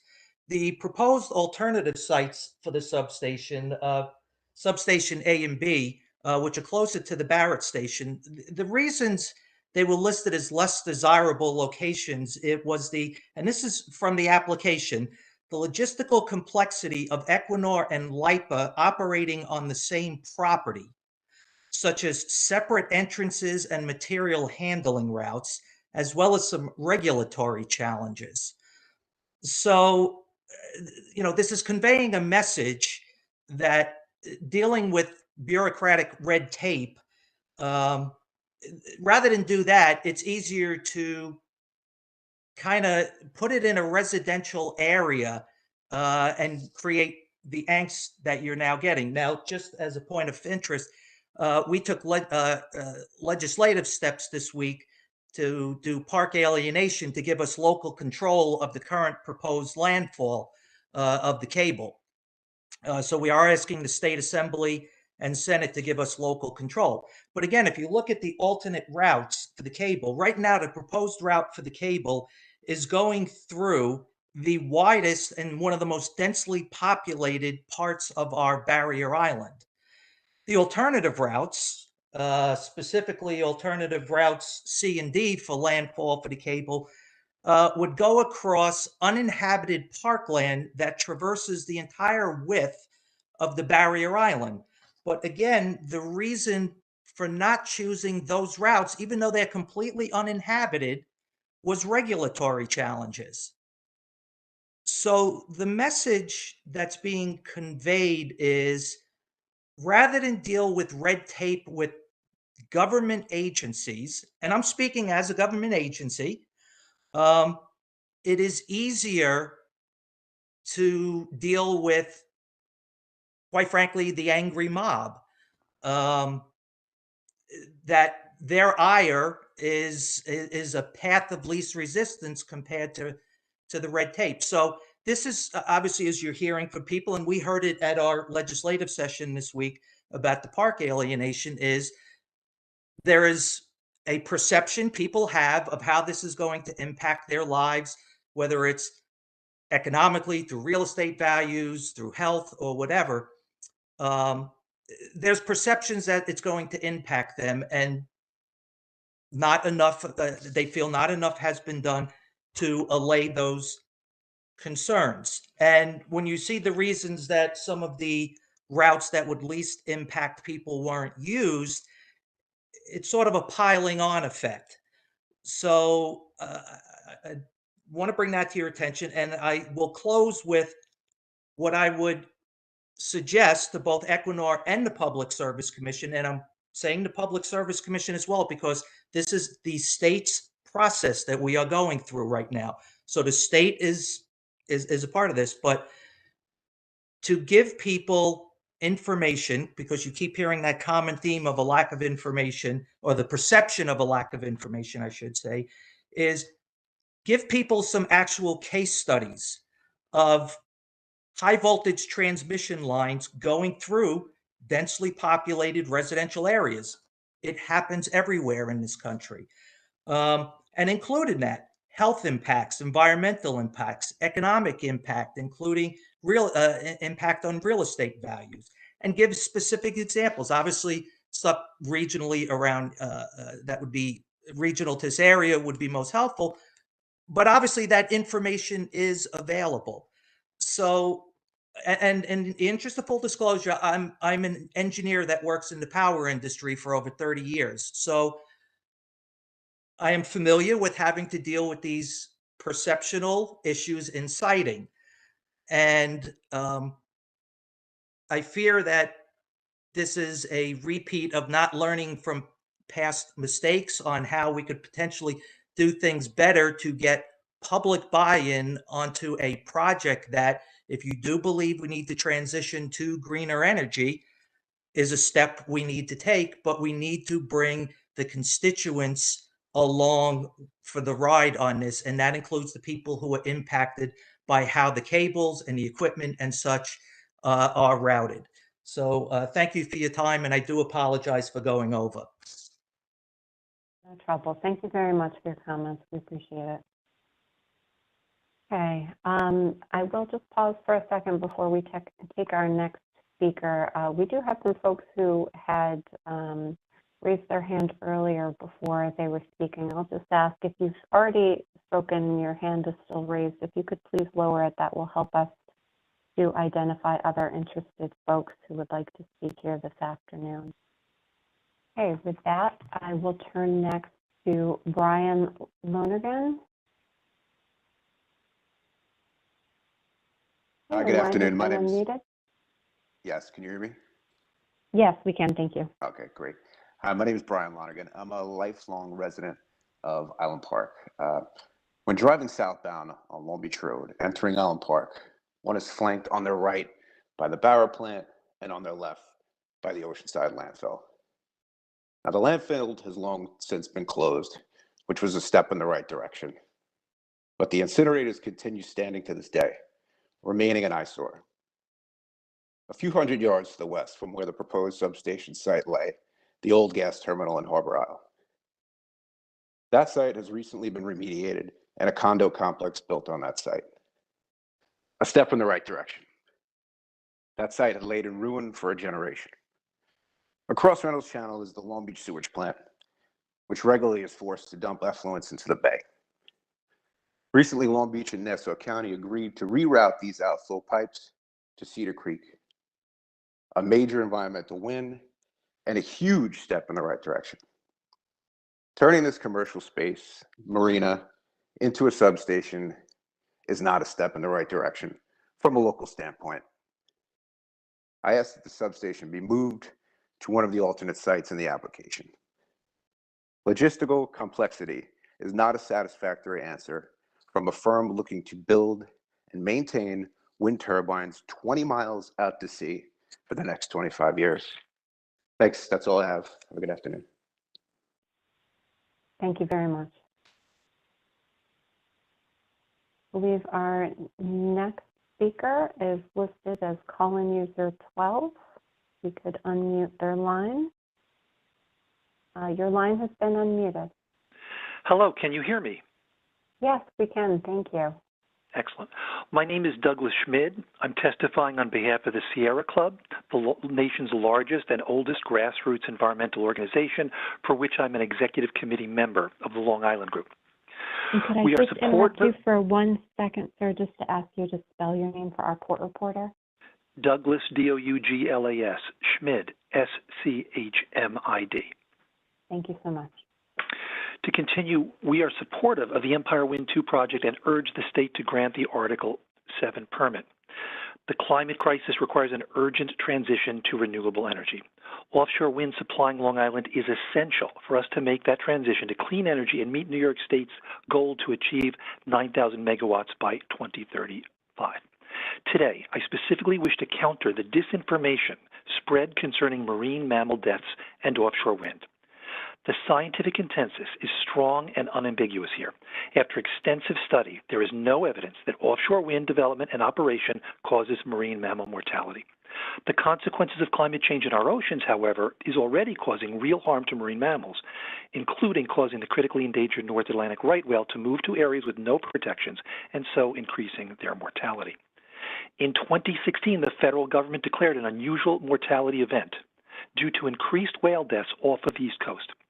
Since then, over 186 humpback whales have died on our Atlantic coast. This, of course, was well before the offshore wind development took place.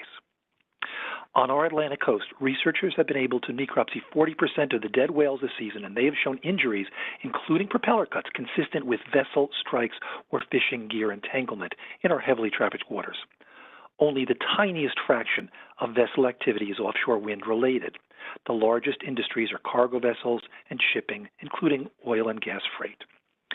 Offshore wind and its effects upon wildlife have been studied for many years, both here and in Europe, where they operate over 3,000 offshore windmills. Offshore wind is not a factor in whale mortality. Let us be clear, there's a campaign to discredit offshore wind. I recommend the article, Whale Deaths Exploited in Cynical Disinformation Push Against Wind Power, from the Cape Cod Times, February 18th of this year.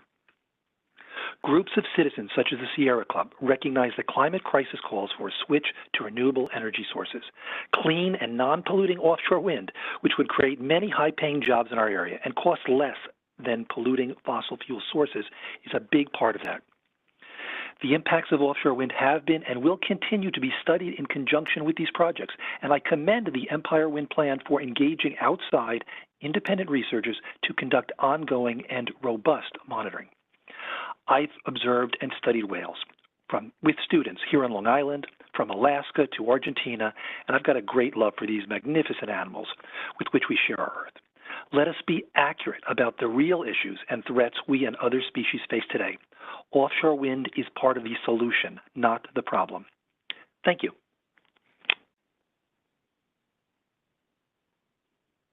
Thank you very much. And if I could ask you to press *3 again on your telephone, I would appreciate that. Our next, thank you. Sorry, I'm muted to 3. The next speaker is also a phone user. If you could state your name and spell it, and then proceed to make your statement. Hi, my name is Marjane Isupur. I'm a professor at Farmingdale State College, and I did register, but nobody read my name, so I'm glad that I got a chance to speak. Do you have the spelling of my name, or should I spell it again? I mean, I didn't spell it. I apologize. It seems that we had some trouble with our list. I'm glad that you were able to speak this afternoon. We do not have the spelling, so if you could provide that for us, we would really appreciate it. Yes. So the first name, you could just write Marge with a J, M-A-R-J. Last name is Isupur, I-S-S-A-P-O-U-R. I am an electrical engineer and an educator on Long Island. Teach at Farmingdale State College, and I'm a former director of Renewable Energy Sustainability Center dedicated most of my career to understanding clean energy, understanding its advantages and disadvantages, and looking at climate change. I am calling today to urge the court and everyone involved to allow and basically give the permit to Equinor for this, not only this offshore wind project, but anything else that is part of the New York State solicitation. It is an urgent situation right now. We no longer have the luxury of waiting and looking and observing. Europe is ahead of us. Any comment that was brought up from the beginning of this session that were against basically facilitating this permit process, to me, is nothing but misinformation, disinformation, ill-informed comments.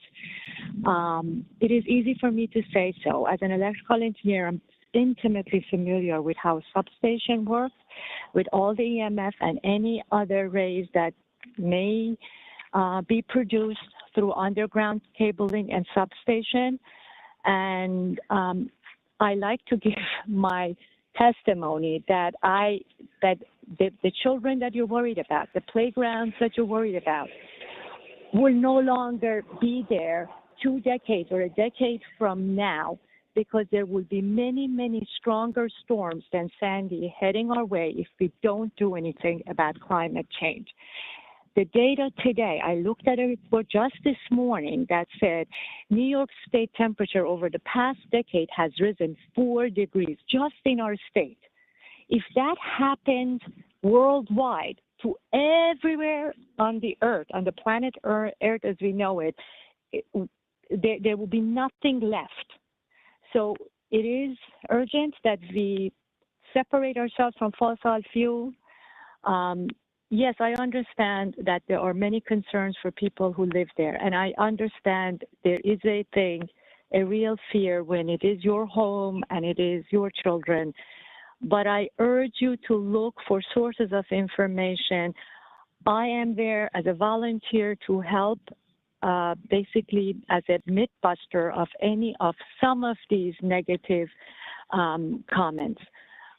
There are many advantages to having offshore wind as an industry on Long Island and New York State. There are many economic benefits. We heard about people from organized labor that were here. They talked about good paying jobs.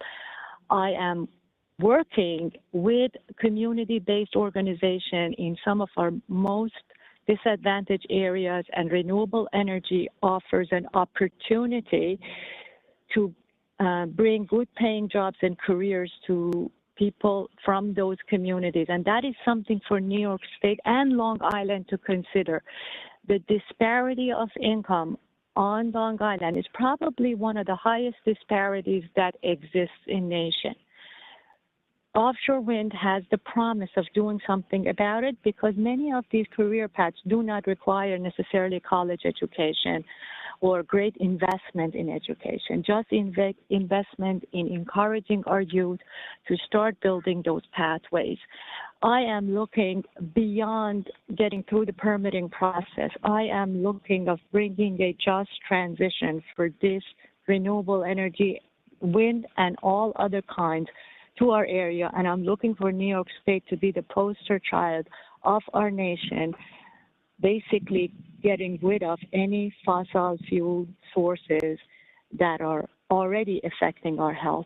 And if I have 30 more seconds, I want to tell you that my parents' home in Bethpage, their backyard was Grumman. And I want to tell you, I lost my dad due to multiple myeloma that's essentially linked to some of the water consumption in that area. And again, no scientific proof, but we know the rate of cancer is high on Long Island. Part of it is, maybe to my knowledge, the plumes, the underground, we drink from underground source. So there are many other sources of concern, but I wish I had a chance of living near a substation and away from the Bethpage plume. My dad would be alive today. So I urge everyone to consider the health benefit of the renewables and offshore wind, and do your due diligence, like my two colleagues before me talked about whales, and there's some of the other ones that are basically myths and have no scientific basis. Thank you.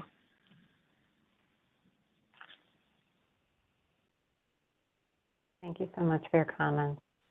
And if I could ask that we just return to the other slide that has the raised hand description on it. I see that we have gotten through all of the folks who had their hands raised. They've already spoken on the record. But again, anyone who has joined us this afternoon is more than welcome to make a comment. If you would like to do so and you've joined us electronically, you can use the raise hand function to communicate that to us. And if you have joined by phone, if you would like to press *3 on your telephone, that will alert us to the fact that you would like to make a comment.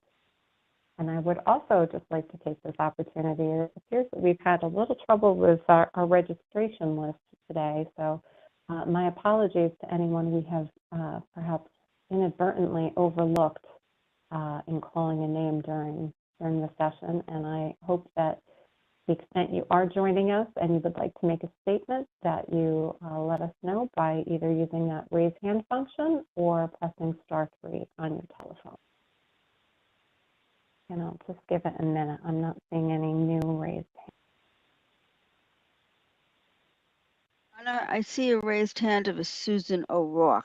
Is she a previous speaker? Ms. O'Rourke did already speak this afternoon. Very good. Just confirming. Thank you. Thank you.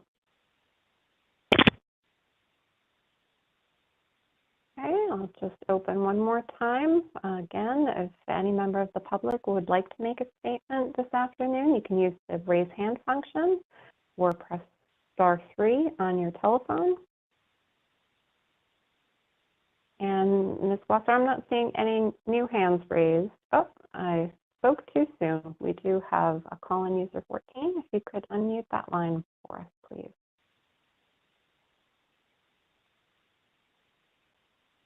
Okay, your line has been unmuted. Yes, hi. This is Terry Raddock. I live in Lido Beach, and I have been actually just found out about this project that is about to undergo, or they're trying to undergo it. And, you know, I'm not sure that you are aware that we just had the super block, 3 giant buildings going up with hundreds of units in there. And actually, right, that block that they want to come down Riverside is directly like side by side, that new development. What? And the population on Long Beach is it's very large, and it's a very small little barrier island that we live on.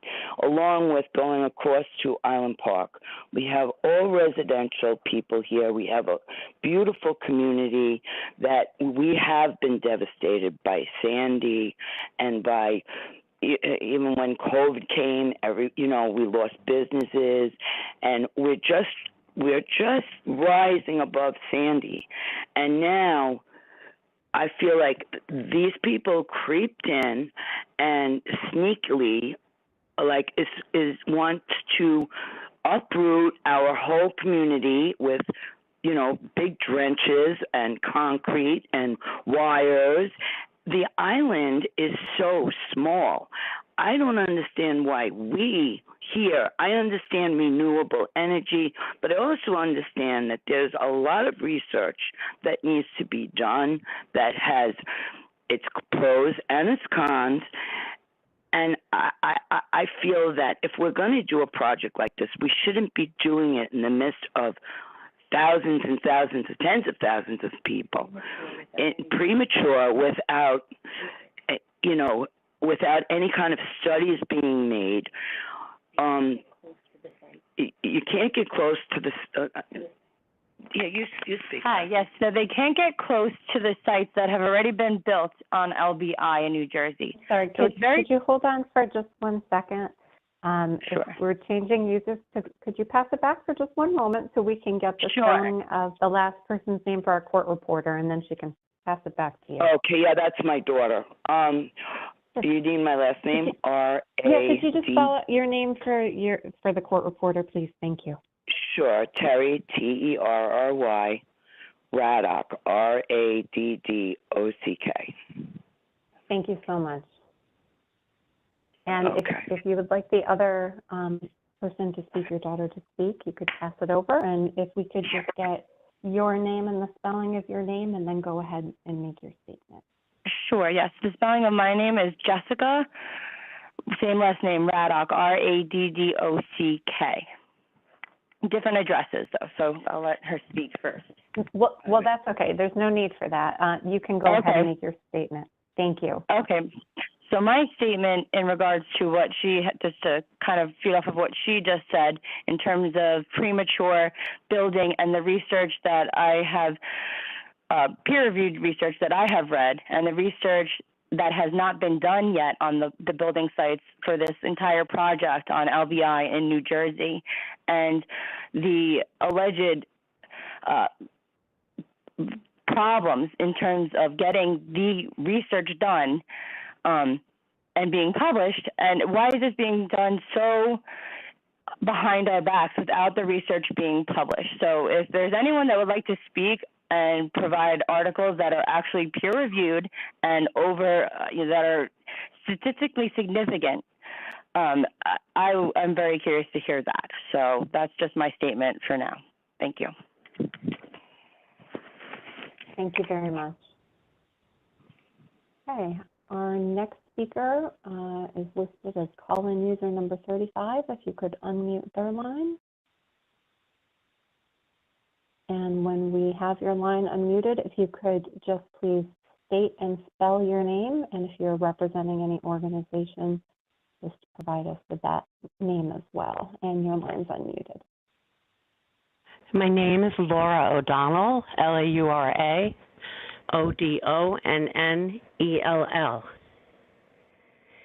I live in the 11558 area code, which is the Island Park area. It's actually 3 different villages and hamlets.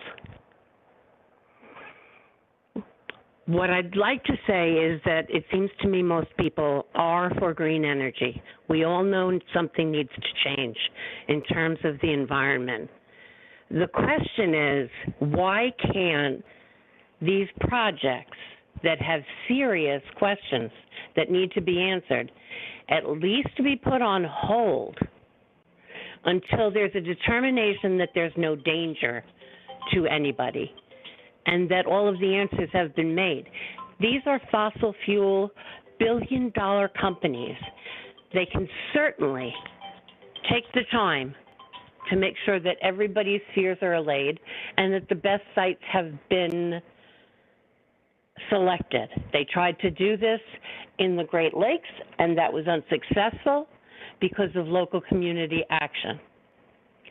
We might have to have it done, but it does not look like it's being done constructively or appropriately for a densely populated area.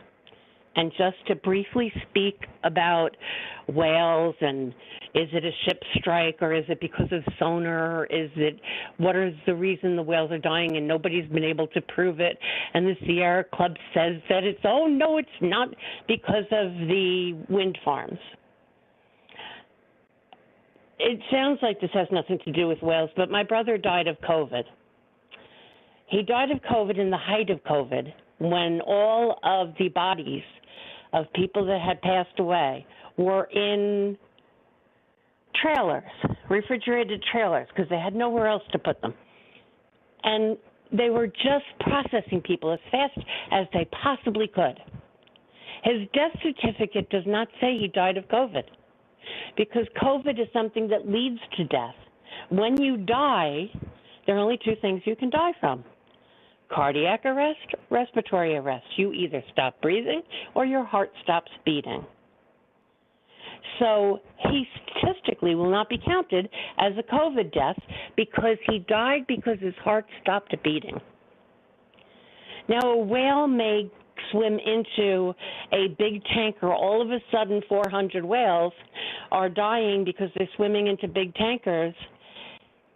It might be a strike death, and it'll be attributed as a strike death when they do the whatever you call a whale autopsy. But was it a strike death, or was it because of sonar mapping of the ocean floor? I'm not saying it was. I'm saying we need to find out. And tomorrow, there are not going to be 10 Superstorm Sandys coming. We have the time to be smart about it. Ask anybody that lives near where they're disposing of the unrecyclable blades in Europe. We need to make the time to think about it. Thank you very much. Thank you very much for your comments. We appreciate it. Okay, it looks like our next speaker is listed as call-in user 31.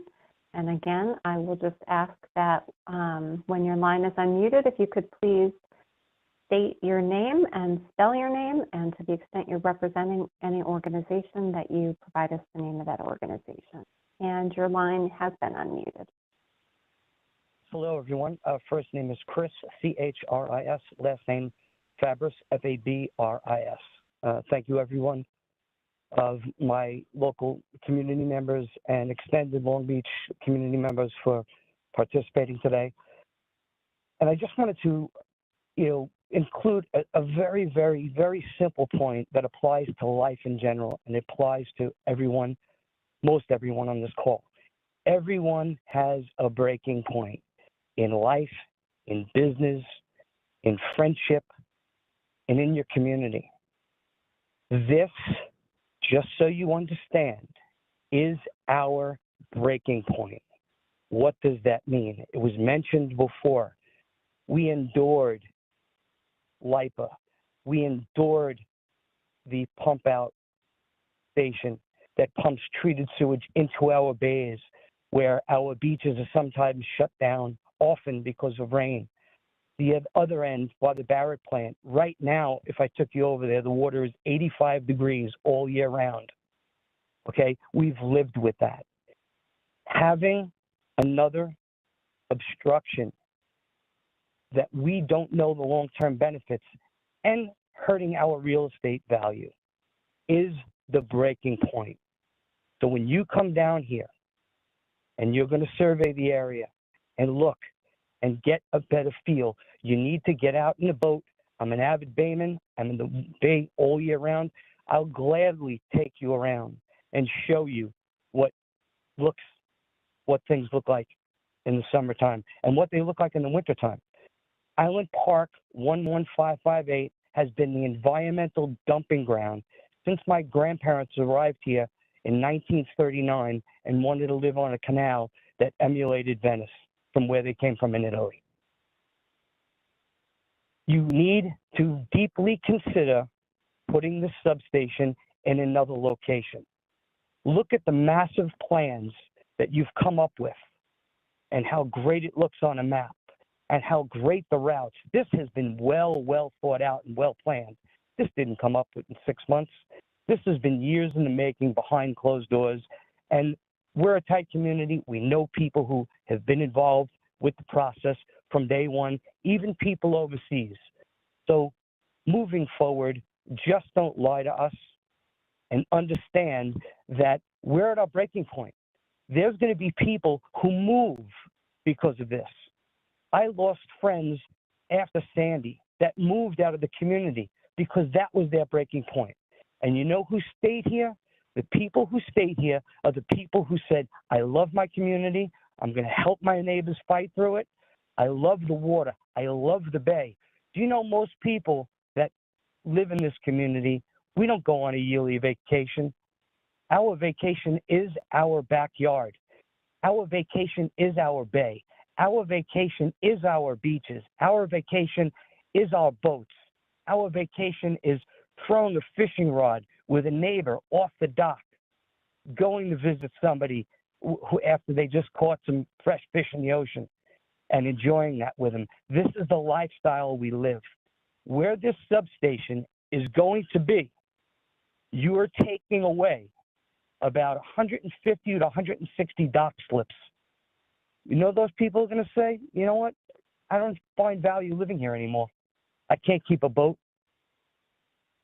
In addition to the substation location, if there's no other alternative, you need to give space back to the community.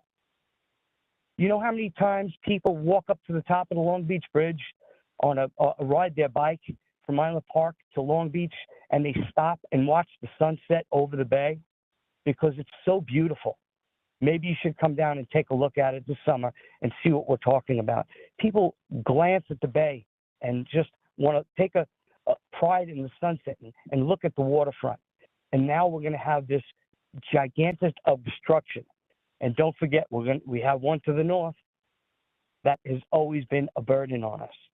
So we are surrounded, as Brian mentioned before, we're surrounded by a landfill that's still capped and closed because it still has leachate on the north side that leaks into the water. And I know it for a fact because I used to work for the Conservation and Waterways Department, and we used to do the samples for the states.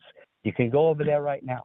We have the landfill. We have the Barrett plant. We have the pump out station.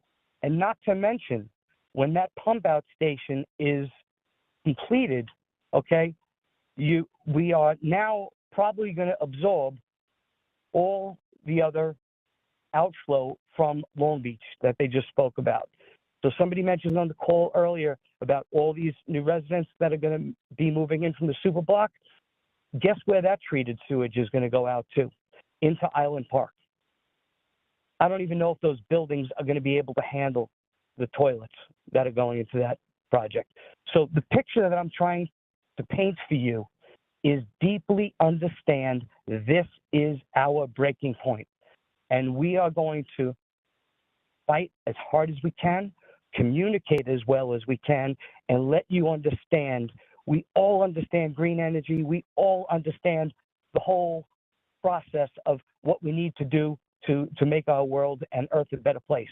But it's constantly in our backyard, and you need to understand our frustrations. We're going to lose our bayfront access, we're going to lose neighbors, and we're going to lose our spirit.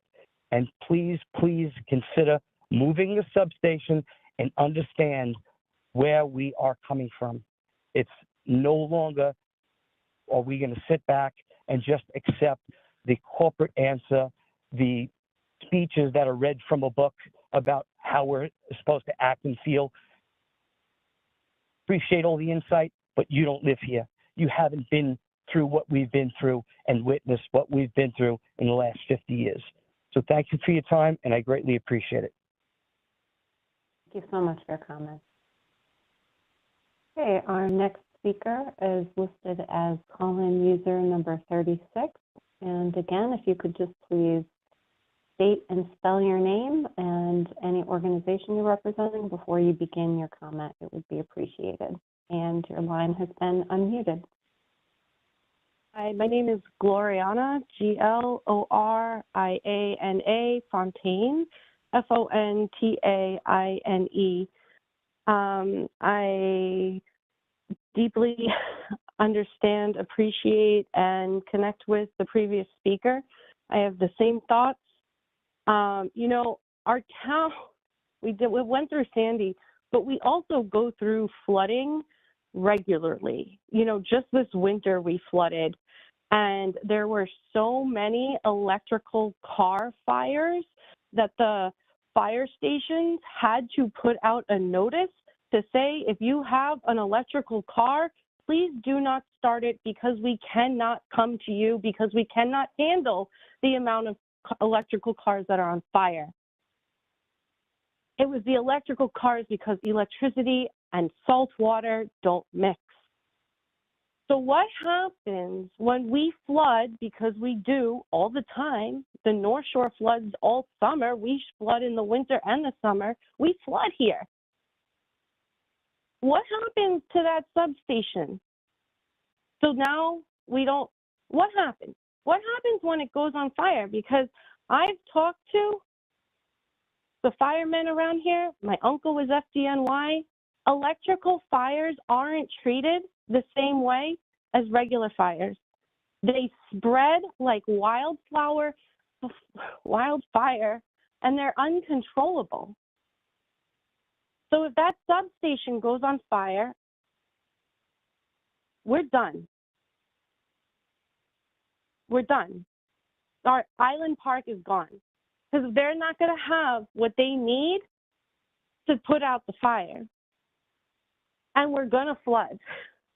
And I don't know about, I'm not an electrical engineer, I'm not a firefighter, I'm a citizen that does some research. But, you know, we have crazy weather up here. Like, we have freaking lightning all the time. We have floods. And you're talking about a community that thinks that the sewage, I mean, I've been here my whole life, I'm 5th generation. Like, we take pride in our small beach town community, and we know what it's like. We don't need a scientist to tell us that there's no more whales washing up. When we see it for ourselves, there was one 5 minutes from my house. You don't need a scientist to tell you when more whales are dying. You just need your eyeballs and some common sense. So this project, while it might seem green, you can look up the Thanet wind project on NASA and see the sediment plume. I'm not going to get into the fish because it's not about this. What I'm going to say is that this community takes pride, even though we have a dump and we have sewage and we have a lot of things that don't make sense, and it is our breaking point. It's a small community. We all, and you know what? I don't pretend to know what it's like to live in Alaska. And I don't think people and corporations should pretend to know what it's like to be in a small beach town. That you don't tell beach lovers that we're not going to take care of the environment, because we, above all else, do. Maybe it should go to Manhattan, where they don't care if Times Square is on 24 hours. What, do we got to put all this in to light up Times Square, or to light up all the buildings, the office buildings that never shut their lights off? Maybe in order to get some green energy, some people also need to take responsibility and shut off their light bulbs, because I know in our beach town we do. That's all I got to say, and thank you for letting me speak today. Of course, thank you very much for your comments. Our next speaker is identified as call-in user 29, and again, I'll just ask if you could please state and spell your name, and then identify any organization that you're representing and commence to make your statement.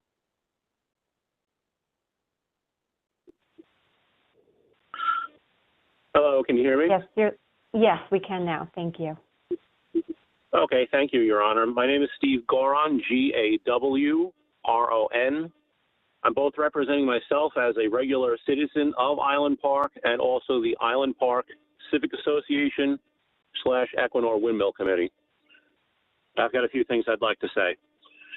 Your Honor, first off, thank you for holding this public comment session to take place, as we feel it is vital that you guys get a clear picture of the true feeling of our residents and how this project is going to directly impact us. However, before I start, I'd like to say that there's a famous line in the movie that I'd like to quote, and I think it clearly states how we perceive this project at this time. Life is like a box of chocolates, and you never know what you're going to get. Well, that's how we feel at this point. There are so many unknowns and unanswered questions from last week's session and from previous public engagement sessions with Equinor that I just cannot understand how the public is expected to give true educated commentary to the court. Although Equinor states that they have come to town once here in Island Park and 3 times in Long Beach, hundreds of residents still tell us to this day that they do not know anything about this project, or that they don't understand what they've even been told about it. I would ask the court to do a little research. How many people live in both Island Park and Long Beach? Then ask Equinor, the local municipalities, the schools and libraries, how many residents actually attended these in-person meetings? I would venture to take a guess, purely a guess, and say that it was less than 1% of the entire population. Now, you as the court should sit back and ask yourself, How can that be? Equinor does state that they do plan on returning to town to host more sessions in the future, but this public comment session here today seems more like you're putting the cart before the horse. How can the public make accurate comments on something that they have not seen clear pictures of yet? And speaking of pictures, how can Equinor send one of our local residents an email telling them that a particular illustration that was shown in their Article 7 application that we had also presented was not an official rendering of said substation in Island Park, and it was only a worst case scenario, and that instead that the resident should go to their company's website and view photographs that can be found in their virtual tour. Yet the images that you actually find in the virtual tour are the same ones that are in the Article 7 application. Equinor appears to be doing the absolute minimum to meet requirements imposed by the government, but they should also have a moral and ethical obligation to do a better job at educating the public. This also applies to our elected officials, municipalities, schools, and so forth. There are also other things that raise questions and concerns on our behalf as to what other information is even shared with the public, such as the project costs listed in Article 7. Why are the costs in Article 7 out of public view? They're redacted. If you log on to Article 7 and view other local wind turbine projects, such as the Juno project that is just to the east of us, you can actually view their information. It's not hidden from the public. So therefore, this creates a level of distrust. Why, may I ask, are our residents receiving application notices here in our village for a project that's completely unrelated to Empire Wind, unrelated to Equinor, and yet the project has no direct impact on us? It's further to the east. So therefore, their mailing list and their requirements are much broader than what I guess was imposed upon Equinor. And Your Honors, I know several people have brought this up before, including the Village of Island Park trustee. So I'd like to reiterate this too. Your Honors, with all of what is said, and knowing that you'll be making a decision based on the application, the efforts of the parties, and even some local residents, I implore you, please come visit our towns for yourself to get a better picture of what this project means locally for us. We would be honored to show you what we call home. You will be making a decision from roughly 200 miles away. That might as well be 200 million miles away if you don't have a clear understanding of what we are truly concerned about. Thank you very much. Again, Stephen Goron, G-A-W-R-O-N, and the Island Park Civic Association. Thank you for allowing me to speak. Thank you very much. We appreciate your comments. I believe now we have gone through all of the individuals who have their hands raised. If you could please just shift the other screen for one moment. I'll just make the offer again. If we have any folks who are joining us and would like to make a comment this afternoon that we've not yet got to, please use the raise hand function if you're joining us electronically. And if you are calling in, please press *3 on your telephone, and that will alert us to the fact that you would like to make a statement.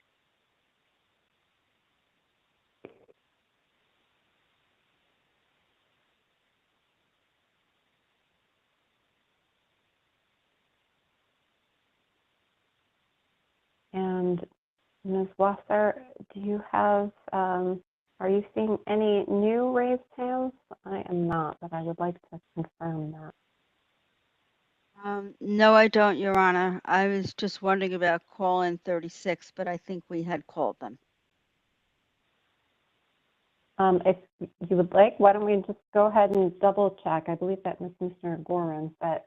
Okay, okay, I will do that now. No, that raised hand is gone, so. Okay, great. Thank you very much. You're welcome. Well, okay, with that, I believe that we have gotten through all of the members of the public who've joined us this afternoon who are interested in making a statement. I do want to take a moment just to remind all the members of the public that there is an opportunity to submit comments throughout these proceedings by the other means that were described earlier and in the public notice of this public statement hearing that was issued on February 10th, 2023. For those of you who are joining us electronically, those different ways to comment are also on your screen. And again, for folks who have called in, the notice that's available on the department's website at www.dps.ny.gov also has all of the application materials as well as all publicly available information on the case by searching the case number, which is 22P0346. There is also another public statement hearing this evening beginning at 5 o'clock. And again, comments are accepted throughout the pendency of the proceeding. We did ask that comments be submitted by March 24th. The reason for that being that we have parties to the case who might be interested in reviewing your comments, which might impact their positions in the party. Or the issues that they further explore. However, we will be accepting comments throughout the case. So with that, I would like to thank everyone very much for their participation.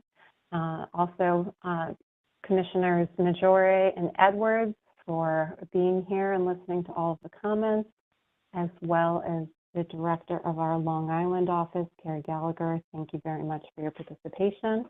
And as always, thank you very much to our Consumer Services Office for all of your administrative support.